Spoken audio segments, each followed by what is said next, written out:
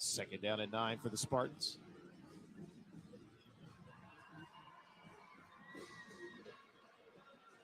Pre-snap shifts here for Mountain Brook.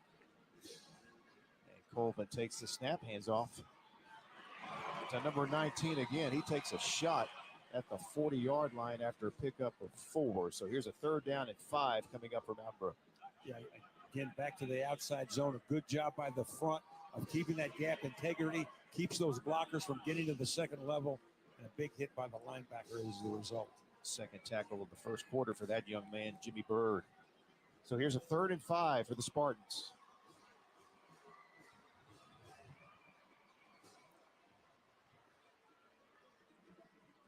Colvin looks to his right. Pass is complete out there, and it should be a first down as Rob Gillespie on the receiving end of that John Colvin pass, and it is an Aldott first down. Yeah, ran a three-man combination round, and Colvin a great job of getting the ball out in a hurry, seeing the sinking flat defender through a strike for the big first down. Good protection inside as well. First down out at the 47.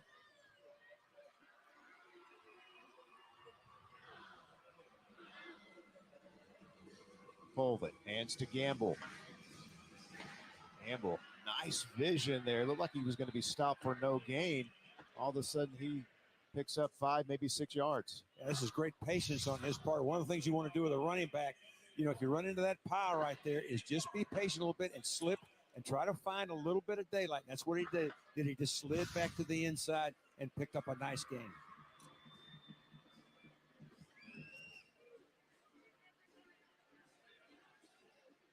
Gamble now already up to 44 yards rushing here in this first quarter. It's second down and 4. Gamble stuffed for no gain. Nice job by that defensive front as Saraland getting a lot of players to the football, including number 26, Cameron York. Yeah, came back, tried to run a little cutback off of the stretch play, kind of an inside zone, and you can see there's nothing there but a red wall. So it's third and 4. Mountain Brook 1 of 2 on third downs here in this first quarter. And Mountain Brook's success in this game is going to be determined by how well they can pick up these third and 4s.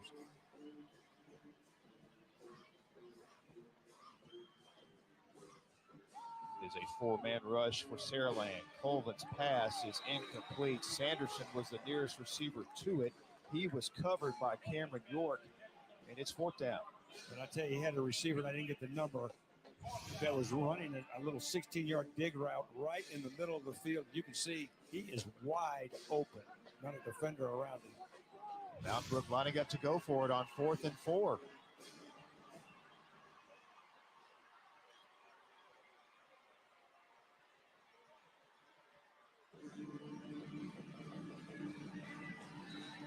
How about this? Now the punting unit comes onto the field. The reason for all this is you can see who's deep for Saraland. There's not a defender deep to catch this kick. And the attempt was going to be to try to get that ball pinned deep into Red Spartan territory. As we see a little yellow on the field.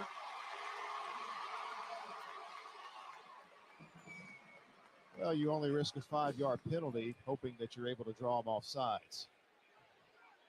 You like the way I've made the distinction between the two Spartans right here? Yes. Red Spartans and green Spartans. You don't look too impressed. No, Coach Clark standing back there looks even less impressed. I think it makes a lot of sense, Coach. Here's the first punt of the game for Mountain Brook, and it is a good kick. It's going to go out at about walking it back. Well, it's not nearly as good as it looked because he's walking a long way. I thought that ball was going to be about at the 12, but it's going to be about at the 26-yard line. So we've got us a defensive struggle here in this first quarter. We've got a lot of formations and motions and quickness and all that, but the score's still nothing. These defenses have come to play as well. And here's Saraland's offense taking the field for the second time tonight. Lacey gets it back, slings it downfield, and it is complete out at the 35-yard line to C.D. Gill. Tackle made by Mountain Brook's Parker Silsby. Well, this is just the old flea flicker, and this is a very, very nice job by Lacey. He wanted to go downfield with the throw, but very well covered by Mountain Brook. They didn't bite at all. So he goes to his outlet on the backside. Great presence by him and hits Gill with a strike. Second down and 3. And this will be an Al Dodd first down as Sante McWilliams picks up about 7 yards to the 40-yard line. Boy, the pace of this game is quick, quick, quick. Spotted back at the 39. Still, though, a first down for Saraland.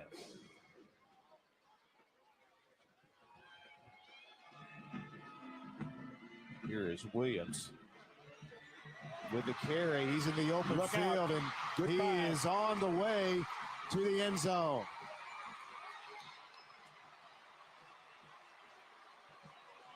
The Department of Human Resources touchdown for Ryan Williams, changing lives throughout Alabama. And Saraland strikes first here in the 6A state championship game. You want my technical expertise on that, partner? Wow. You see that little inside cut right there?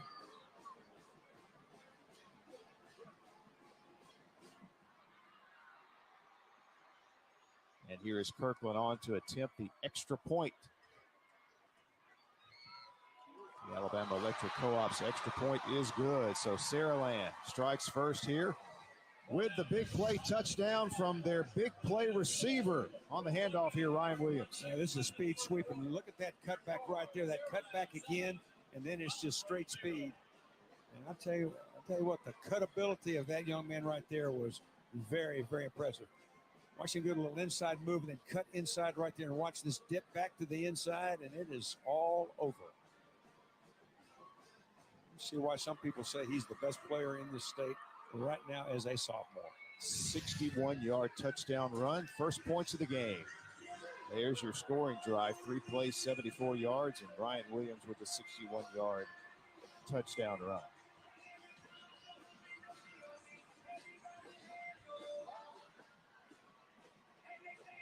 So the big plays, that is what Mountain Brook is going to have to try to defend against for the rest of this game. You know, and I was just thinking before that play, he'd been relatively quiet. I'm glad I didn't say anything. This kick fielded at the 10-yard line. Here comes Sanderson.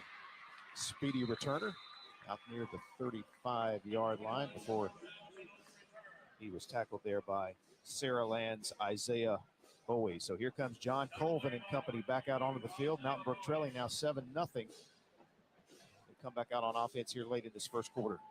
Well, you know, we talked in the opener about those big chunk plays, and you know, that's what they do. They can flip a game in just a heartbeat.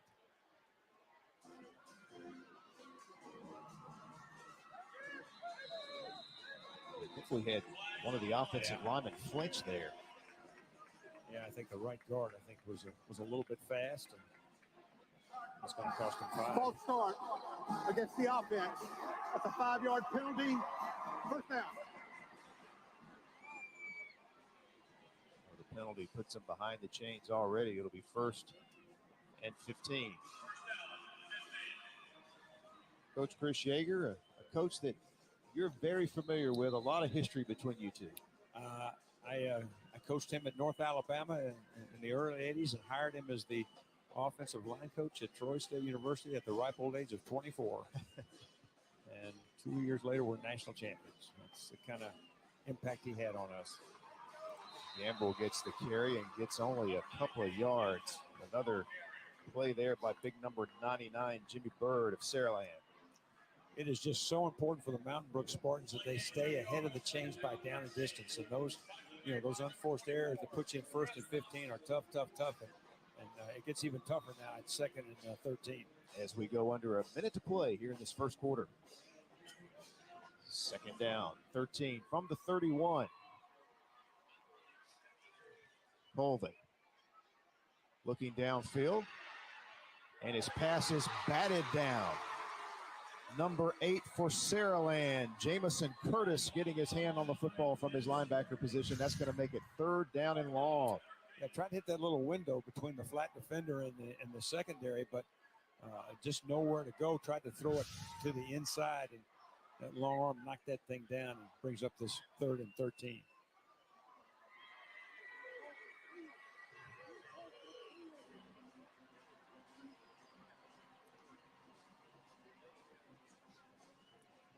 Colvin pump fakes, trying to set up the screen. They've got it to Sanderson. Sanderson trying to get upfield, but can't escape the pursuit of Jamison Curtis. If Curtis is not able to close and make that tackle, that's going to wind up a 1st down for Mountain Brook. Yeah, this is the tunnel screen right here. And what you try to do when you catch that ball is to turn upfield as fast as you can. I think Sanderson maybe drifted a little bit too far to his right and made that tackle a little bit easier than it would have been, and brings up this punt situation. And again, it's kicked out of bounds. So here goes the official once again walking upfield, and it's going to be marked at the 34-yard line. So Saraland with pretty good field position as they come back out on the field with 6 seconds to go here in this first quarter. Just looking at Mountain Brook's stats, 47 yards rushing for Gamble, 4.7, which is a respectable average, but it's not what they're used to. 74 yards rushing is a respectable number, but especially on those early downs, they've got to have more production. First down, Lacey's pass is incomplete. Batted down there by the Mountain Brook defender, Hampton King. 2 seconds left in the quarter. Yeah, really nice break on the football there by King on that speed out. He read the quarterback action and broke on it immediately. Good job. 2nd and 10.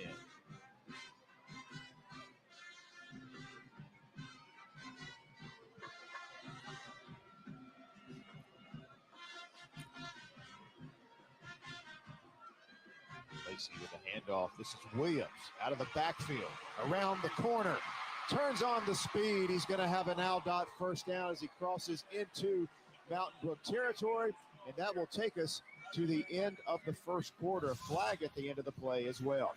Saraland with a 7-0 lead over Mountain Brook through 1 quarter in the 6A state championship game in Auburn.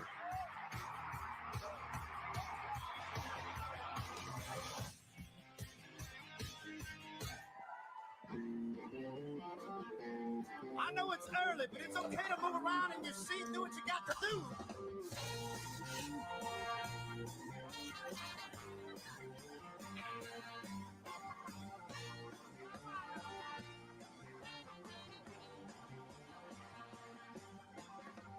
All right, everybody in here playing with me on this one, all right? Here's the play. Sports Scholar. Change lives and achieve your professional goals with a rewarding career at the Alabama Department of Human Resources, the state's provider of social services in all 67 counties. Join our hardworking team that positively impacts the lives of children and families across Alabama. Speak to a recruiter by calling 334-242-1780 or emailing recruitment@dhr.alabama.gov.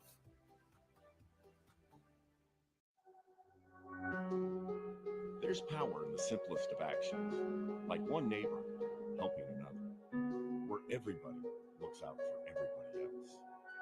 Community is everything to the electric cooperatives of Alabama, and we're grateful for your trust to provide the energy you need, giving you the power to power on. Your Alabama Electric Cooperative, empowering lives, empowering communities. A game without a crowd is just a scrimmage. A performance without an audience is just a rehearsal. Without your presence, high school sports and the performing arts aren't possible. Ensure that these essential extracurricular activities continue to enrich the lives of students in Alabama. purchase a ticket to your local high school's game or performance. This message presented by the AHSAA.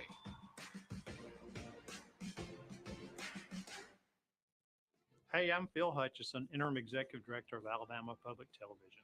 We're excited this year to join the Alabama High School Athletic Association and an FHS network to present live coverage of the Super 7 State High School Football Championships. This is something viewers have been asking for years, and thanks to support from several generous sponsors, we're finally able to make it happen. For the first time, viewers everywhere in the state will have an opportunity to see these games. Now I'd like to ask for your support as well. Individual contributions make up a substantial portion of APT's programming budget. Your gift can help APT invest in more collaborations in the coming year, helping us bring other new programs to television and enabling us to create new educational opportunities. Call 1-800-239-4000 or give online at aptv.org. Thank you.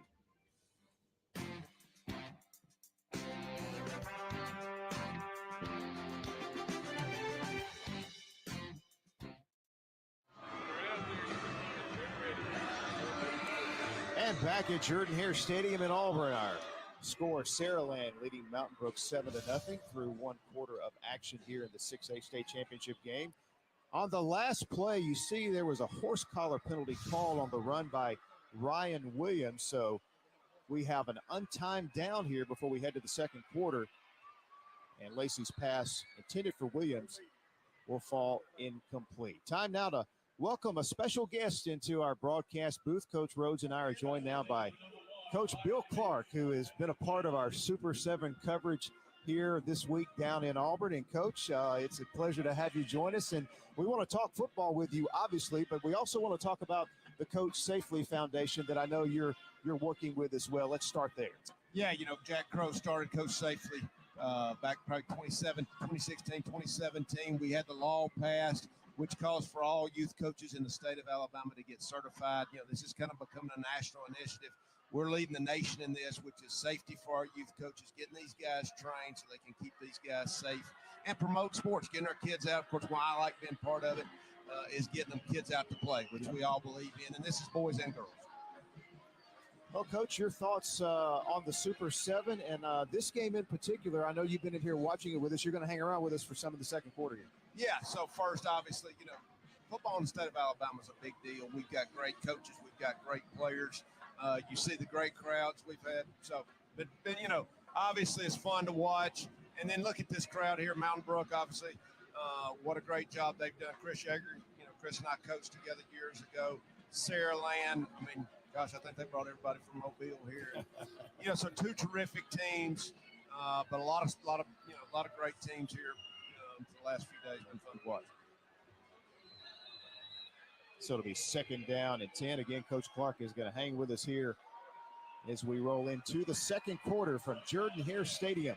Saraland with a 7-0 lead and looking for more. Here's the handoff to McWilliams. Nice patience there, but better defense for Mountain Brook as they close the hole and keep the gain to only 2 yards. So third down and 8 upcoming. Yeah, try to wrap that guard around, but nobody gets to the Mike linebacker on the inside, and Vaughn Frost is able to get a big hit, and that play really goes nowhere. So here's a third and 8 for Saraland. 0 for 1 on third downs in the game so far. Pass to the end zone. Williams is there, and it's a touchdown. He got wide open, and a flag comes in after the play as well. But I don't know whether it was a scissors route or a corner route, but it was an outbreaking route right to the corner. The Mountain Brook coverage broke down. It's like somebody got caught up underneath, and a great throw by Lacey. And the Red Spartans strike again. You better know where one's at. For sure. I'm not sure that's going to do that much good. No, I don't know. A minute ago they were there, and he just ran by them, didn't he? It's called good coaching, right? Get it to that guy. Absolutely. Absolutely. Had 2 flags on the play. Referee Wayne Pierce will clear it up for us here in a moment. Well, we had the Karate Kid pose at the end. And after the play, unsportsmanlike on the scoring team. That penalty be enforced 15 yards on the kickoff. I believe that move was the crane from the Karate Kid, and that is a no-no.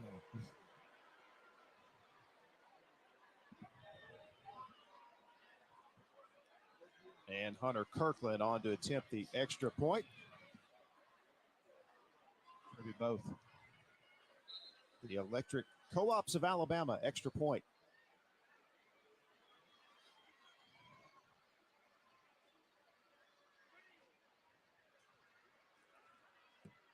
And Kirkland knocks it through there to extend the Saraland lead to 14-0. Let's take another look at the touchdown and then see if we can spot what happened that threw the penalty flag. There you see the corner route right there. Easy pickings. There's the spin and the crane move, and that's a no-no. And there's another look at it right here. And again, it's the spin and the crane move. and here's a third look at it. And again, it's the spin and the crane move. And all of those are penalties. Tell you, all three. This young man right here, number one, he's a problem the rest of this night for Mountain Brook, is he not? Well, you know, everything I read leading up to this game said you got to find a way to stop number one. But I didn't see anybody write anything about how to do that. Now, that might be a good question for you, Coach. How do you stop number one? Yeah, you know, from having to defend Julio back at Prattville a couple of times, you put a man on him and you put a man over him. Now, that leaves a lot of other guys out there, so you got to hope they don't beat you. But, you know, good Coach Kelly's doing a good job. They're moving him around. Yep. You hand it to him on speed sweep, et cetera. So give him credit for getting it to him. Well, you know, and I think you're exactly right in what you said, but that's the problem. They move him around so much, it's very hard to do that. And, of course, you know, they got a pretty good running back in that backfield, too. If you get that box too light, I mean, they present all kind of problems. Yeah, and that's what you do. You got a guy like them, you get unsound somewhere else. Kirkland's kick fielded by Sanderson. He is swung to the turf there by Saraland's Edric White, drawing the cheers from the Saraland faithful who have turned out in big numbers tonight here, Jared Nair. All right, here's a look at the impact Ryan Williams has made on this game already. And one thing, Coach, I see is if he gets a head start at all, it's over. We have a sideline warning. Yeah, it looked like they didn't take great angles in the secondary, but, you know, also that says a lot about him. And once again, smart, you know, get it to him. Get it to him a bunch of different ways. Hand it to him, throw it to him. You know, it's good coaching. Well, the best possible defense that you can have against that guy is for the unit that's on the field right now for Mountain Brook to keep that football, get it down the field, and get on the board. Yeah, they got to score. I mean, you're playing good offenses. You got to score too. So they've moved it, but they're gonna have to find a way to stick it in, aren't they? Hold it. Play action on first down. Got Sanderson downfield who adjusts and makes the grab at the 30-yard line, and that is an Aldott first down for the Spartans. Their biggest play from scrimmage in the first half. Yeah, looks like they may try to go a little tempo right here. That's one of their patent play actions, a little skinny post to the top of your screen and a deep sail route that just works all the way across. Try to find that sweet spot at about 16 to 22 yards, and you can see that ball is right where you want it, right between the hash and the numbers. 25-yard throw and catch. Gets Mountain Brook down to the Saraland 30 in a hurry. Colvin throws it to Sanderson again. Led him beautifully, and Sanderson fighting hard, taken out of bounds inside the 25-yard line, a gain of 8 yards. You know, again, when that quick screen, that bubble screen is thrown outside that wide, the relationship between the blocker and the receiver is so tough on a defense, don't you think, Coach? I do. I call them Baylor splits. You know, O.R. Browse started all that, but you notice great throw, great block, and I've watched Mountain Brook. They do a good job of setting their block up. Yeah, so they nice really job. Do. And that is not an easy throw to make. No. Good down for Mountain Brook here, 2nd and 2. Back to the ground game. Here's Gamble. Nice hole and nice job coming up in run support by Delvin Gully. Well, back to the stretch play again. That time the thing hit all the way outside. I thought maybe he might make that secondary man miss and maybe get into the end zone, but a nice open field tackle. It was. Nice blocking up front on the outside zone. Is an Aldott first down for Coach Yeager's offense as they enter the Alabama Votes Red Zone presented by the Alabama Secretary of State. First down at the 16. Boy, it's an important drive for Mountain Brook. Here's Gamble, cuts it up back inside, lost his footing, and that's too bad because it looked like he had a chance to shoot through there and pick up some positive yardage. Let's head down to the field and check in with Susan Carruthers. Hey guys, I just talked to the director of the Southeast region for the high school officials and asked him about that crane move, and he explained to me that in high school football, you can't do anything that brings attention to yourself. I said, okay, so what about like a fist bump? He said, fist bump's fine. Crane move's probably too far. Anytime we do this, it's a judgment call by the officials. Thanks for that clarification, Susan. Second down and 10. Here comes the pressure up the middle against Colvin. Get the pass away, and it is incomplete. Gamble, the nearest receiver to it, and he was covered by Edric White. Yeah, tried to work a combination to the right of your screen, but very well covered by the Saraland secondary, and just got rid of it to live to fight another day, and brings up this 3rd and 10. Red zone defense, give them credit, get them to a 3rd and 10. Well, that's what modern football is all about. All that stuff between the 20s is just for show. That's right.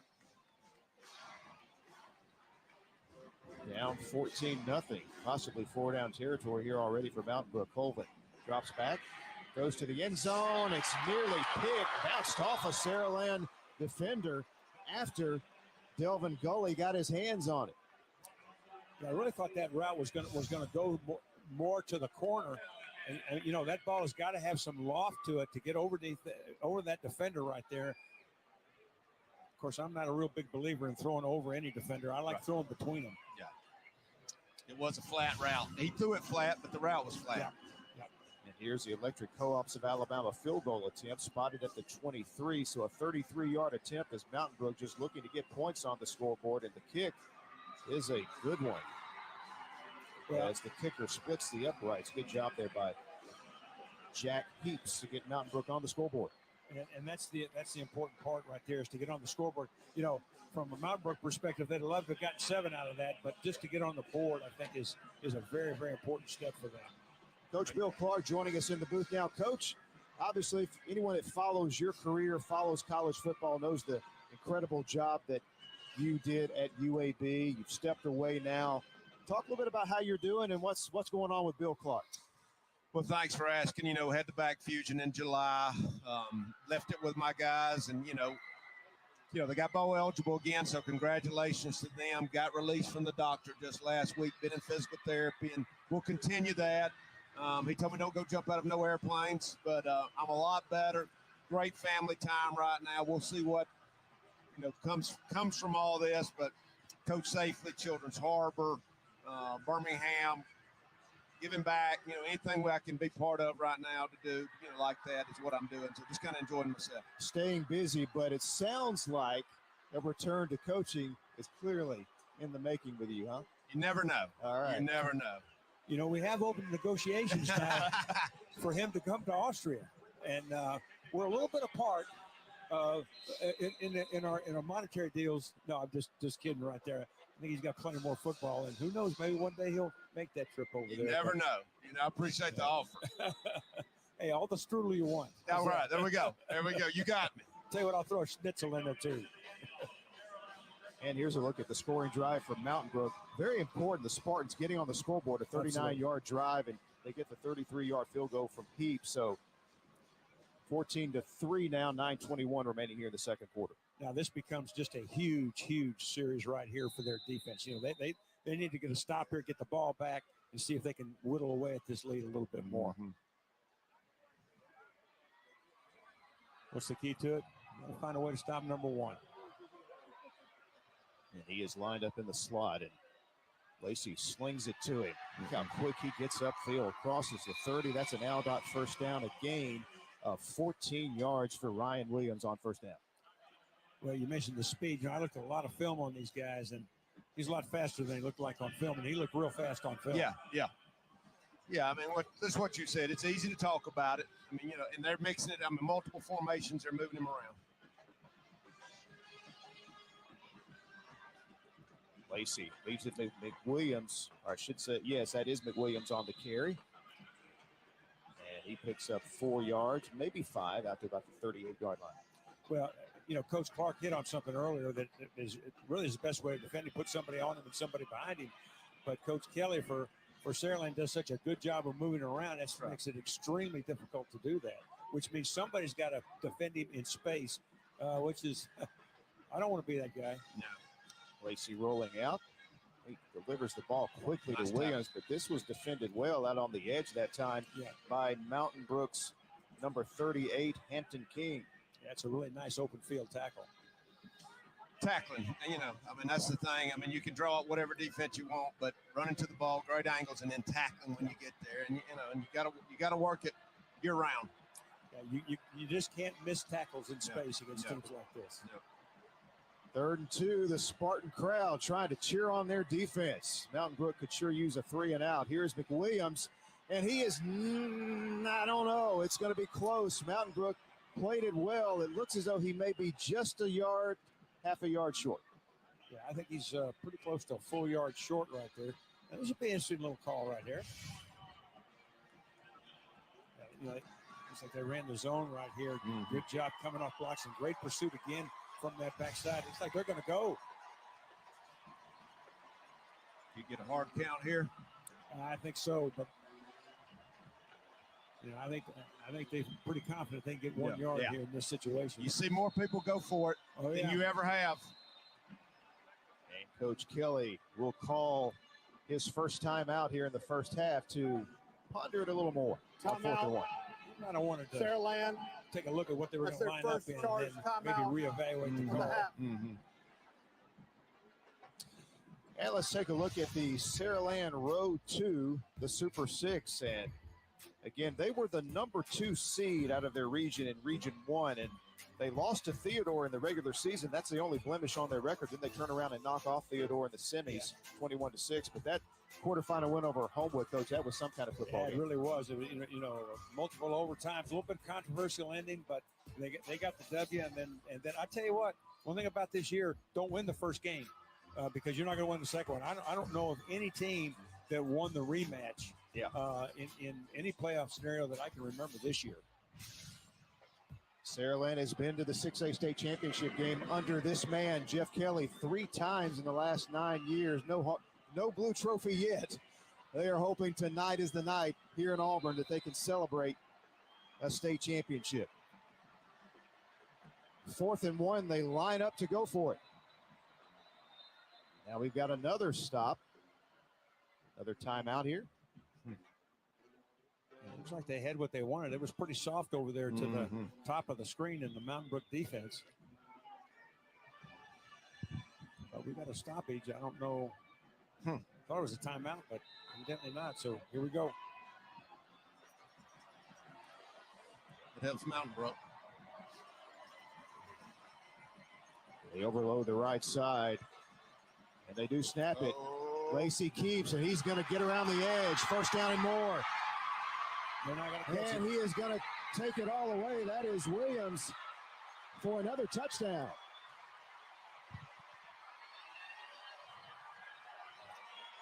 Now, Mountain Brook had an edge defender out there, but that edge wasn't wide enough. You just outran the defender to that side, and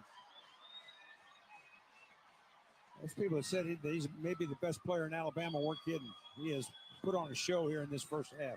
That nub side always scares me. Yes. When you overload, especially they came back with counter trade, 2 blockers, you got to get upfield and get that thrown inside shoulder. Now, easier said than done, but I'm always worried about that nub side. I agree 100%. And Kirkland connects on the extra point as Saraland scores their 3rd touchdown of the half, 21-3 now. And I tell you, that speed to the edge, to that side of the field, that's hard to defend. Yeah, it really is. And really, the safety of that side had to see those pullers much quicker and fly downhill to try to get outside to support it. He's just a little bit too late right here and just too much speed. So I would assume that this young man would have an offer from both of you guys, right? Yeah. Oh, he can come play in Austria anytime. And you notice he keeps it pretty simple right here once after the score. Yeah, no crane moving. He would help my back heel up a lot. Yeah, I'd say that back would feel make me a lot smarter. And here's your Aldott scoring drive. 5 plays covering 80 yards in just a little over 2 minutes. And once again, it's Williams. He's been the story of the first half. He has not disappointed, has he, guys? Not at all. No, sir. Impressive. Now, this is really, really tough psychological. You know, you fight your guts out. You get down there, you get something on the board, and 3 plays later, you're receiving the kickoff after a touchdown. Yep. And this kickoff fielded by Will Waldrop.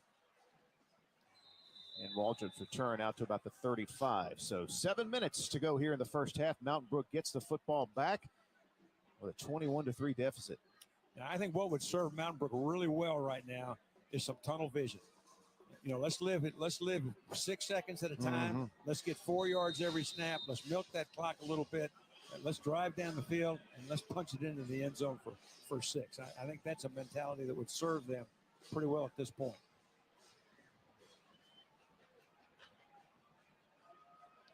Colvin hands off to Gamble. Gamble over the left side, a gain of 3 out to the 39-yard line. Tackle made that time by Jermaine Paramore Jr.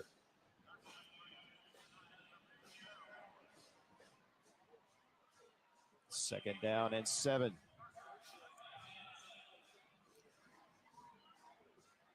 You know, you're looking at Gamble's number. He's averaging about 4.4 yards a carry. That's about half of what he's been doing, you know, all year. Mm-hmm. Colvin, pass complete out here to Gamble. It's a good block from his receiver. Flag comes in at the end of the play. Very close to an Aldott first down. We'll have to sort out the penalty. He's going to be a yard short, but penalty obviously is going to have a bearing on this. Possibly a face mask at the end of the play. Yeah. I think that's it. That is definitely a face mask. Jamison Curtis getting his hand up there on the face mask. During the run, personal foul, face mask. Well, we know those last 4 minutes. Penalty is 15 yards. The middle 8, you know, start fast, finish the 4th, but that middle 8, and, you know, I guess you could kind of say this is going to be huge for them. No, super critical. You know, if they could, you know, they got a little drive going here. If they could get on the board and get a stop, this game could turn around a lot. But, boy, I tell you what, I mean, Saraland they pushed every right button to this point. Well, turnovers and explosive plays. That's it. You know, you win a lot of games if you can create both those. That's right. That's right. First and 10, Spartans at the Saraland 40. Colvin gets it out to Sanderson, takes a hit behind the line of scrimmage. Great job defensively on the edge that time by Saraland's Edric White. Yeah, he read that screen that time. It came flying up, set that edge really, really well, and got a big hit. Sanderson did a nice job to keep his feet and gain a yard. Yeah. So you got to play those bubbles. You got to go. You got to trigger. Second down and 9. Football spotted just inside the Saraland 40. We're under 6 minutes to play here in the first half. Colvin hands it off to Gamble. He's taken off his feet at the 35-yard line by Saraland's Jamison Curtis. It's going to set up another third down and about 5. I think these next 2 downs are the most critical downs of this game to this point for the Mountain Brook Spartans. Got to keep this drive going. I don't think a field goal is going to do it. They got to get 7.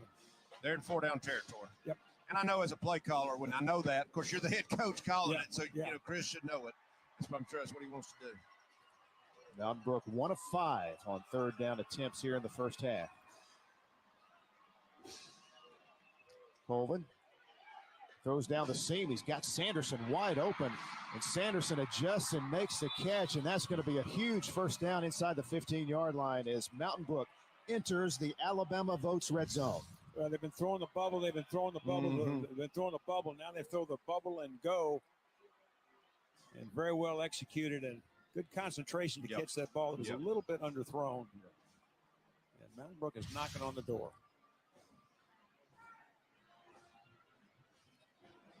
First down at the 12-yard line. And it looks like the shift created a defensive penalty. Yeah, that should be an easy 5.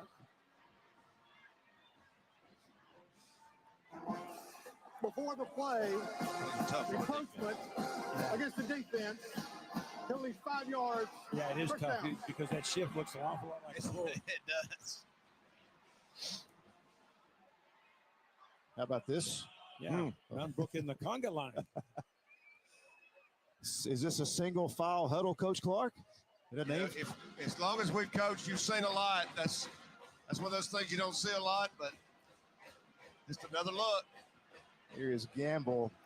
There's too many red jerseys to try to navigate around that time. Saraland, good defense. They've really adjusted that stretch play They better have. and better as this game has gone on. Yep. And that's not good news for Mountain Brook. Nope.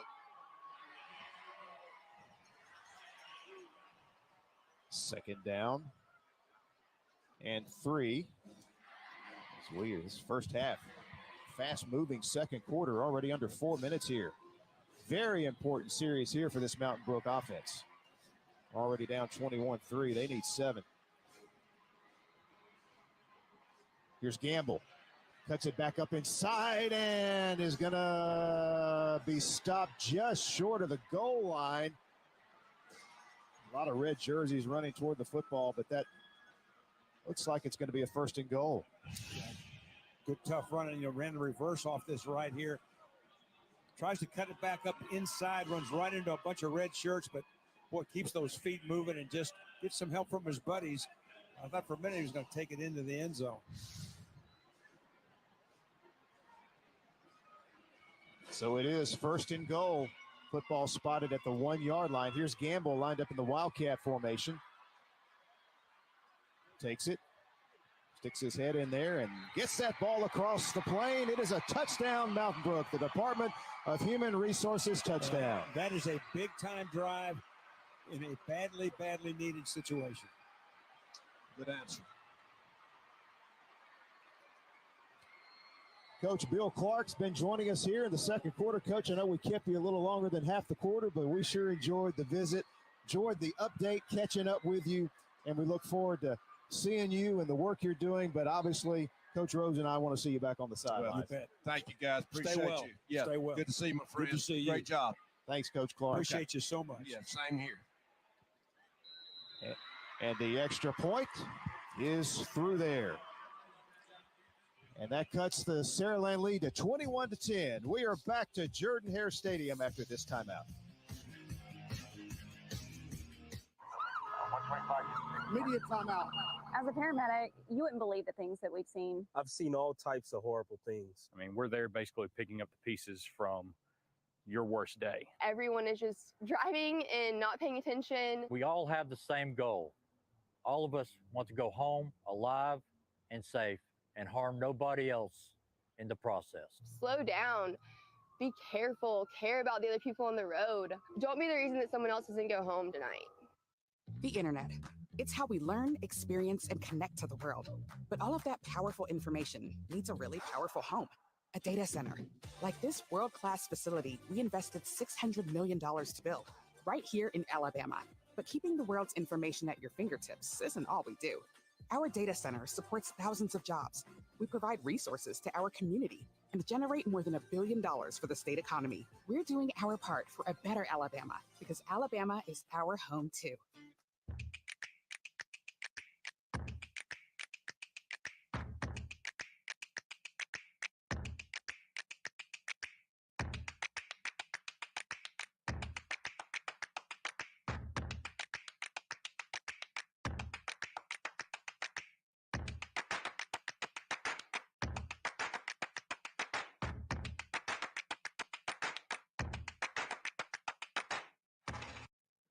Be a great coach.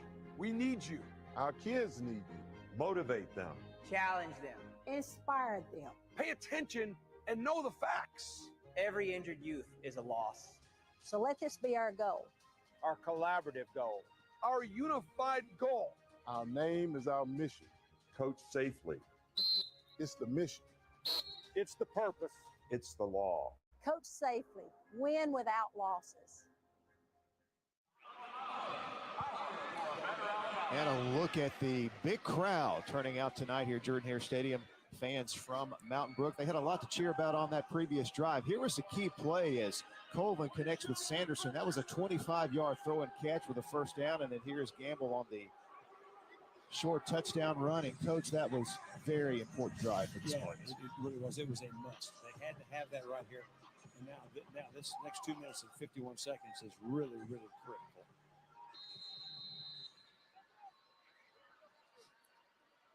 And the kickoff. A short kick that'll be fielded at the 32-yard line by Saraland's Harrison Chisholm. And there's the scoring drive. 8 plays, 65 yards. You mentioned at the start of the drive that it would be important for Mountain Brook to put together some first downs and take some time off the clock, give their defense a breather. And, Coach, that's exactly what this out drive did. And end up with points on the board, and that's exactly what they were able to do. I mean, it was a clutch drive of all clutch drives. But this defensive stand is every bit as important as Saraland has proven that they can score from just about anywhere on the field. So explosive is this Saraland offense. And here we go. Flag comes in on the end of this run by Sante McWilliams. That is a first down pending the penalty. Well, it's usually a hold in a situation like that, so we'll see. That is the preliminary call from Wayne Pierce. There it is, Coach, number 16 for Saraland, Jordan Dees. Got a wad full of jersey. During the play, holding against the offense. Penalty is 10 yards, first down. Go back to Bill Clark for a moment. Sounds like he's kind of excited about his health improving and the prospects for what's ahead. You know, I don't think anybody knows the kind of pain he was operating in. I mean, anybody that knows anything about Coach Clark knows he loves football. And he's not going to walk away unless it's something that's really, really debilitating. And I had a chance to talk with him, out in the hallway for a good bit. And one of the things he talked about is that really his health is a lot better. And he's got a chance to, get rid of all that pain and everything. And who knows, maybe he'll do it again. I know he's great for the game of football, but the biggest thing is he deserves to live a happy life without all that pain. Second down and 18. Lacey in trouble. So quick with his feet. Gets the pass downfield. It's complete. That was a great job there by Lacey on the receiving end of that catch. Jordan Dees. Yeah, it really was, because he was dead and rights in the backfield. There's an unblocked Spartan. Unblocked green Spartan right there. You can see it. He slips underneath. Good little move right here. Kind of slings one out there for a near first down. Definitely puts him in a very makeable 3rd and 1.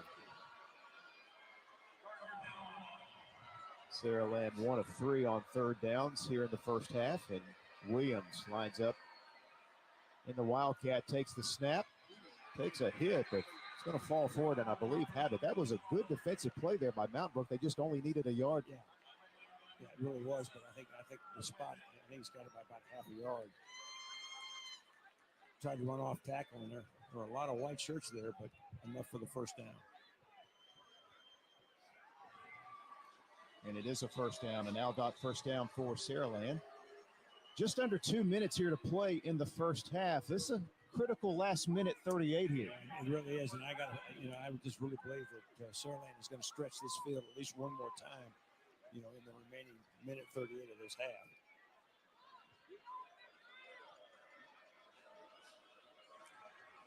A stoppage here. I really don't know why the clock is stopped. Please reset the game clock to 2 minutes and 2 seconds. That's a lot of time going back on the clock. Okay.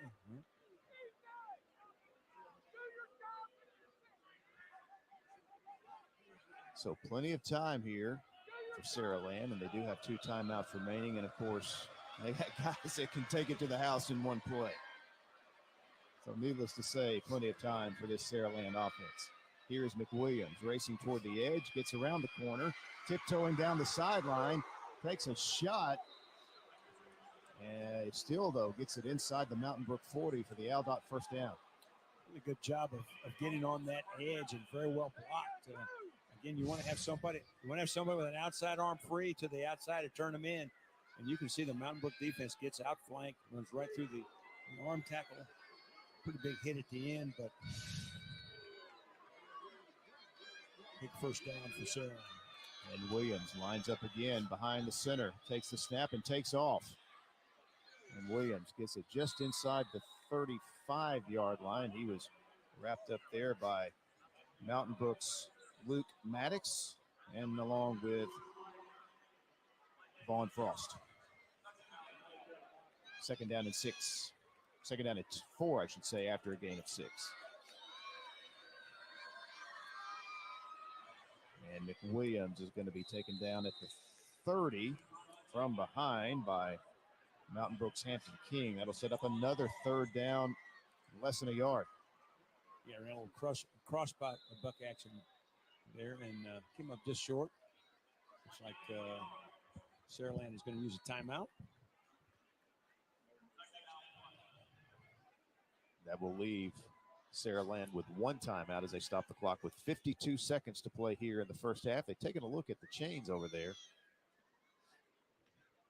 Yeah, based on the spot, he was short. I don't know if they've adjusted that or what.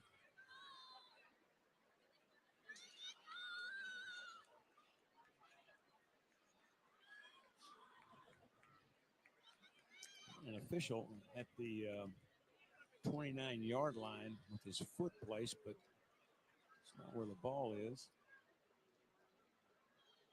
Okay, there's the ball. No. Still he's a little bit short. Not much, though.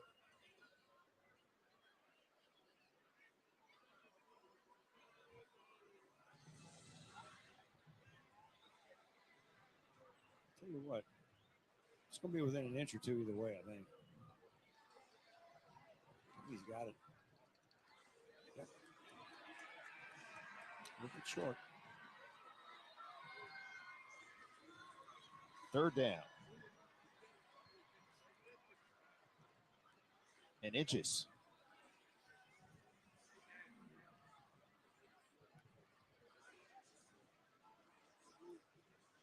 $52 seconds remaining here in the first half. Coming up at halftime, it'll be the Jefferson County halftime show.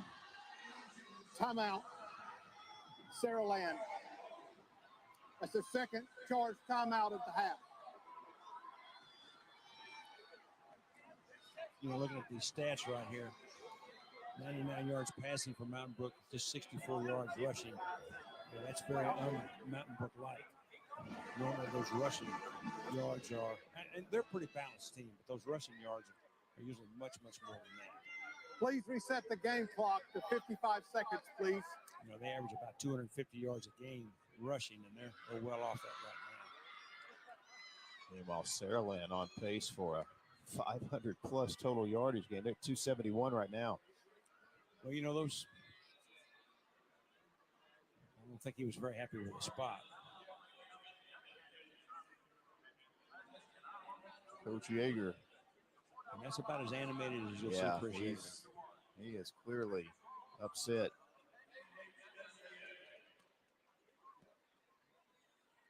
Read his lips, said, "Unbelievable, unbelievable." Yeah. That's when he gets really mad. Is when he says that. And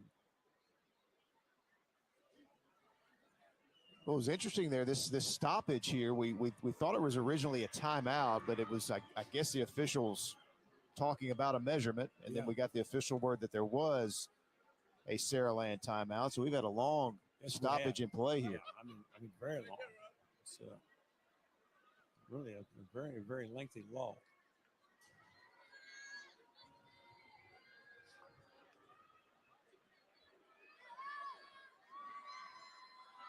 In case you've forgotten, it is third and short. Yes, it is. As we resume play. It was about 2 weeks ago, but it is. I think they flinched.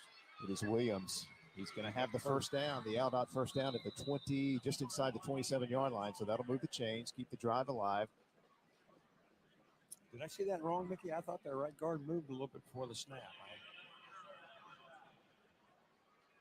Obviously not. Wasn't not called. So big first down for Saraland. Again, Saraland with one timeout remaining. Lacey back in there, quarterback.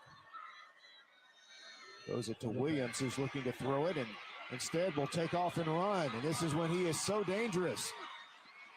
Gets around the edge and will be taken down at about the 10-yard line. And a lot of that Ryan Williams just doing on his own. It's finally caught up to by Vaughn Frost, but so it's going to be 1st and goal. Yeah, that was going to be a double pass. Williams is going to throw the football very well coverage and a lot of unblocked white shirts out there. He just reverses his field, and I thought for a minute he was going to run out of the back of the end zone, but a nice hustling play by the Spartan defense. Lacey's pass is batted down by Mountain Brook's defensive front there, number 91, Parker Avery. I think you'll see one more play from scrimmage. At least Saraland has one timeout left. So they'll pick it again. I wouldn't be a bit surprised to see the ball go number 1 again. It's going to hit the bottom of your screen one-on-one. Here comes the blitz. Lacey throws to the end zone, and it is incomplete. No flag. It was intended for Saraland's Brooks Womble. And the coverage back there by Mountain Brook's Braxton Dean. Just trying to throw the fade to the outside, and the inside receiver coming back outside. The ball was really kind of thrown in between. I think Saraland is going to try to run one more play. They still have that timeout in their hip pocket. They'll try to get something out quick. 5 seconds. They're going to cut it close. Lacey passes away. Williams has got it, and he stops short of the goal line. A tremendous defensive play by Mountain Brook's Tucker Crawford. Now, the clock says 0, and Mountain Brook is taking it to the house. Saraland is still on the field, and we're going to see what the officials come up with. I looked at the board, and it looked like that when they signaled out of bounds that there was 1 second left. But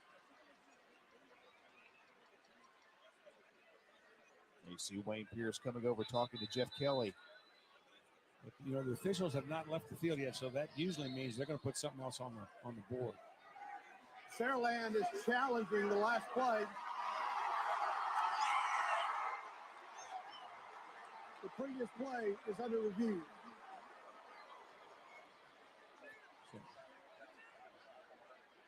So let's take a look at the play, and we'll also have the clock in the picture as well. Should tell us a lot. Right there, right there, right there. Well, I think 2 things are clear, Coach. He did not score, and I think there is going to be time put on the clock. It definitely looks like it. Now, when does the clock stop? When it goes out of bounds or when the official signals it is out of bounds? That's the question. Definitely doesn't get in the end zone. He's out now. His feet were in bounds, all right? When the ball hits the ground, that's when he's out of bounds. Now, that makes it a little more difficult call because the first thing that went out of bounds, was not one of his feet. Both his feet were in bounds. First thing that made contact was the ball out of bounds. And was that? Did that leave time? I don't know. I sure would like to see that again. Great effort by Tucker Crawford. Yes, yes. Now watch his feet right here. They're in bounds. The clock still in bounds, still in bounds, still in bounds. Well, that left foot looked like it hit the white line right there. And that's a big difference. That's half a second. And in this situation, a half a second is an eternity.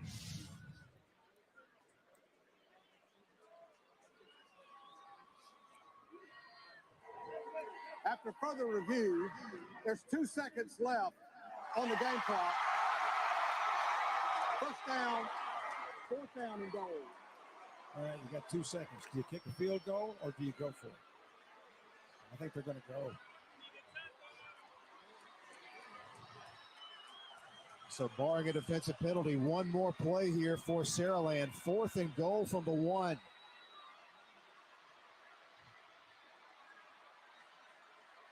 Big time play. Yes, big play here to end this first half, whichever way it goes. Would not be a bit surprised to see Mountain Brook bring the house and try to disrupt this thing before it ever starts. Timeout, Mountain Brook. Timeout, Mountain Brook. That's their first charged timeout of the half. Now they got to look at the formation, and I think wanted to talk about it a little bit more. Well, Ryan Williams was not lined up in the Wildcat. It was quarterback Lacey back there and McWilliams at running back. I think that means there might be a possibility that the ball might be given to McWilliams, lined up at running back.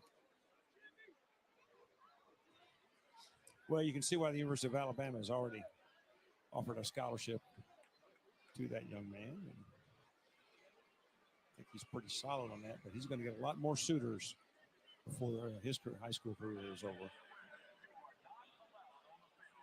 They have used him effectively from Wildcat position. When he takes a snap and just races to the corner, it's hard to catch this young man.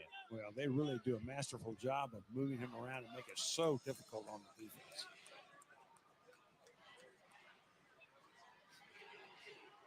So here we go out of the timeout. Now, McWilliams is now just inside the hash to the top of the screen. He's a single receiver out there, and he's doubled. And now they shift, and here comes Williams in the backfield to take the snap. He's got it, and he's in. Touchdown, Saraland. Final play of the first half. The Department of Human Resources touchdown. Big score. The psychological aspect of that touchdown right before the half is huge. What a clutch drive by Saraland.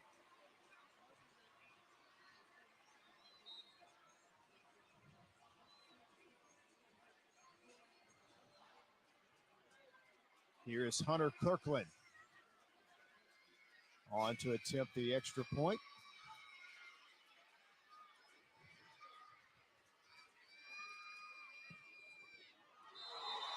And he is now 4 for 4 in that department. The Electric Co-ops of Alabama extra point makes it a 28-10 game here at halftime. What a first half for Ryan Williams for Saraland. The Jefferson County halftime show is coming your way in just a bit. We are getting ready to send it down to the field to Susan Carruthers, standing by with Coach Jeff Kelly. Hey, Coach. Well, you've got a nice lead here. You just made it nicer in the last 2 seconds. But what's your plan for the second half? We got to slow those guys down. They're doing a lot of different things. It's causing us trouble right now defensively. We got to get in there and just calm things down and go play. It comes down to fundamentals, being able to fit correctly, make tackles, get them in third down. If we do that, I think we'll be all right. But the score there, it's a late, right there at the end was huge. We get it first, start the second half. We could push our chips in the middle right there. And, if we could get something going right there, it could be a 14-point deal. So a huge way to finish it, but we got a long way to go. Coach Yeager, those guys, great football team, a lot of ball left to play. All right, we'll see you in the second half. Thank you. All right, thanks, Susan. And as we go to break, Ryan Williams, a big first half, and he ends the first half with this touchdown run. It's 28-10 Saraland in the 6A state championship game. What is a protector? Is it always a hero, bigger than life? Look and you'll find protectors all around us. At Protective, it's at the heart of who we are. For more than a century, millions have relied on us to make retirement more about wishes than worry, and life insurance more about legacy than loss. We're by your side, helping you protect what matters most, because we're all protectors. Hi, I'm Lionel Richie, and I have traveled all over the world, but I consider Tuskegee, Alabama as my home sweet home. I have such a pride in this state, and I know that there's something I need to tell you that's of great importance. Vote. Register to vote and get your voter ID today. It really is easy. Easy like Sunday.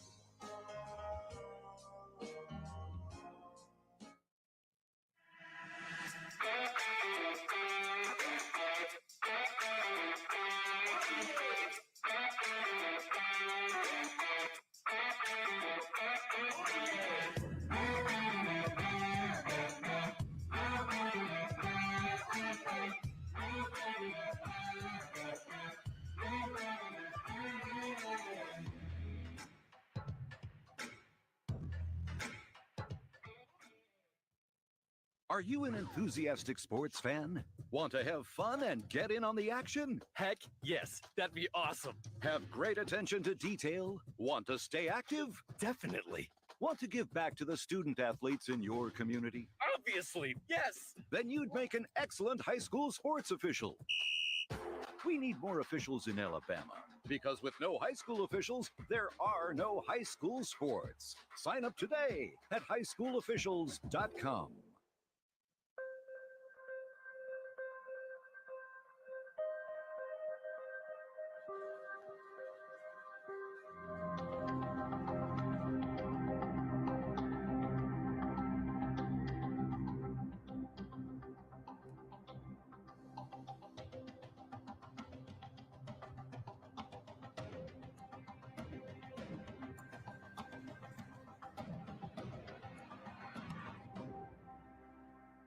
A game without a crowd is just a scrimmage.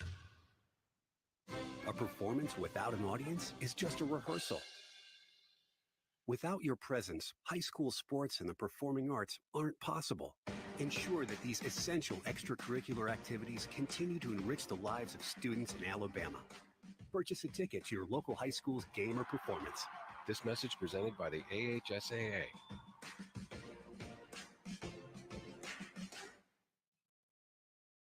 This is the Jefferson County Halftime Show. Welcome back to an electric Jordan-Hare Stadium. We are at halftime of the 6A state championship game. Saraland taking advantage of some big plays from Ryan Williams to take a 28-10 lead to Mountain Brook at the half. And now we are excited to be joined by a gentleman I've known for a lot of years. He created a lot of excitement on this field as an all-SEC cornerback for the Auburn Tigers. And now he is the executive director of the Alabama High School Athletic Association, Alvin Briggs. Alvin, thank you so much for being with us. Thanks for being here, Kevin. I'm glad to see you. And this time you're not writing bad about me. No. I never did. No, you didn't. You like to tell that story about me. No, you didn't. It is exciting, Kevin. I mean, we've had since Wednesday with our flag in 7A and had all our 1A, 3A, and 5A yesterday, and had two exciting games already this morning with 4A and 2A, and got an exciting game going, even though the scoreboard doesn't say it. Exciting game going on here now, 6A, our final last game for the week. Absolutely, and we have to congratulate your officials. You know, that's a very difficult job. And there was a tough play, bang play at the end of the first half. There was a review. They got it right. They put time back on the clock. That was the correct call. And then Saraland was able to punch it in for that final touchdown. But speak to the difficulty of the job they do and the appreciation you have for the work they do. I mean, I really do. I mean, because they're going to make half the people mad and half the people happy. But they've done a great job, and we've been able to implement instant replay in our playoffs, and it's been great. And you're right. The best thing to do and what we're trying to do is get it right. We're not trying to show anybody up. We got it right. They showed the replay. There was 2 seconds left, and we were able to do what they need to do, and that's what we want to do.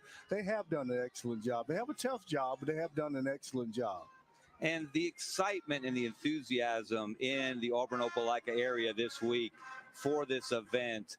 You know, Alvin, I'm almost ashamed to say this is the first time I've seen the entire Super 7 in person. I've usually been covering Alabama, Auburn, getting ready for the SEC championship game, and I've been blown away by the work done by you and your staff, the organizing committee in Auburn-Opelika, everyone involved. It's been a home run. Well, I tell you, this community, I call it the gold standard because they set the standard for across the nation.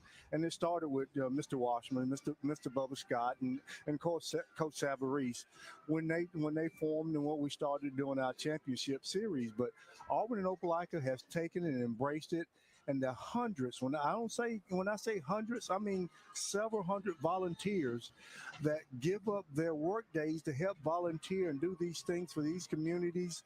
And the communities and throughout our state have come and they've enjoyed it and been festive. You know, you look at these stands and it's amazing. They've shut down these cities to come participate and watch their teams, you know, in here in Jordan-Hare. And that's what we want to do. And, you know, we have to give our hands off to Ron Anders and Mayor Fuller of Opelika, who have just turned out and did what we need to do. And, you know, all the people that's involved in this. And you are always looking for ways to improve the product. and make it even more special for the young men and women who are here, not just the athletes, the band members, the cheerleaders, the families. It's community effort. It's community effort. You look and you see you got halftime going. Everybody's excited about it. When I say community, I'm talking about the school community as well as the community that support them. It's all about it. And the surrounding communities come and watch them play. And this is what exciting. This is what a Friday night in Alabama is like. And it is in communities all across the state. Yeah. And this year, another innovation, you've added Alabama Public Television carrying the games over the air across the entire state. I know you've got to be excited about that. I am so excited. We've gotten rave reviews, and I tell you what ATP has done, it's been a next level for us. I mean, you joked on coming on being Reese Davis, but it has. I've gotten so many compliments about you, about our broadcasters and what they're doing, and Vince Early, who's been covering for and who brought ATP to our office and made this happen. I have to give Vince a lot of credit for this because he made this happen. He told me to be next level, and it has been. We've gotten a lot of rave reviews about it. We're visiting with Alvin Briggs, the executive director of the Alabama High School Athletic Association. I'll tell you another thing that's blown me away, Alvin, is the camera work. I saw an angle at the goal line in the 4A game that better than anything I've seen in an SEC game or an NFL game this year. I have to give it to Vince. Vince brought his crews and DV Sports and all the things we have with them. And Vince say, hey, I'm have every angle covered, and he has. And that's what they're doing. Again, hats off to Vince and what his crew's done.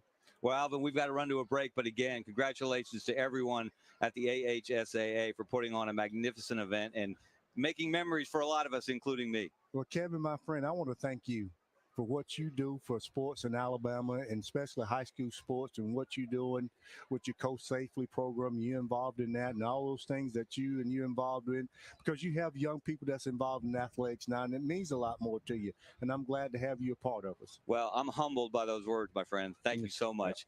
Again, he's Alvin Briggs, executive director of the Alabama High School Athletic Association. They set the standard for high school athletics across this country. We'll be right back.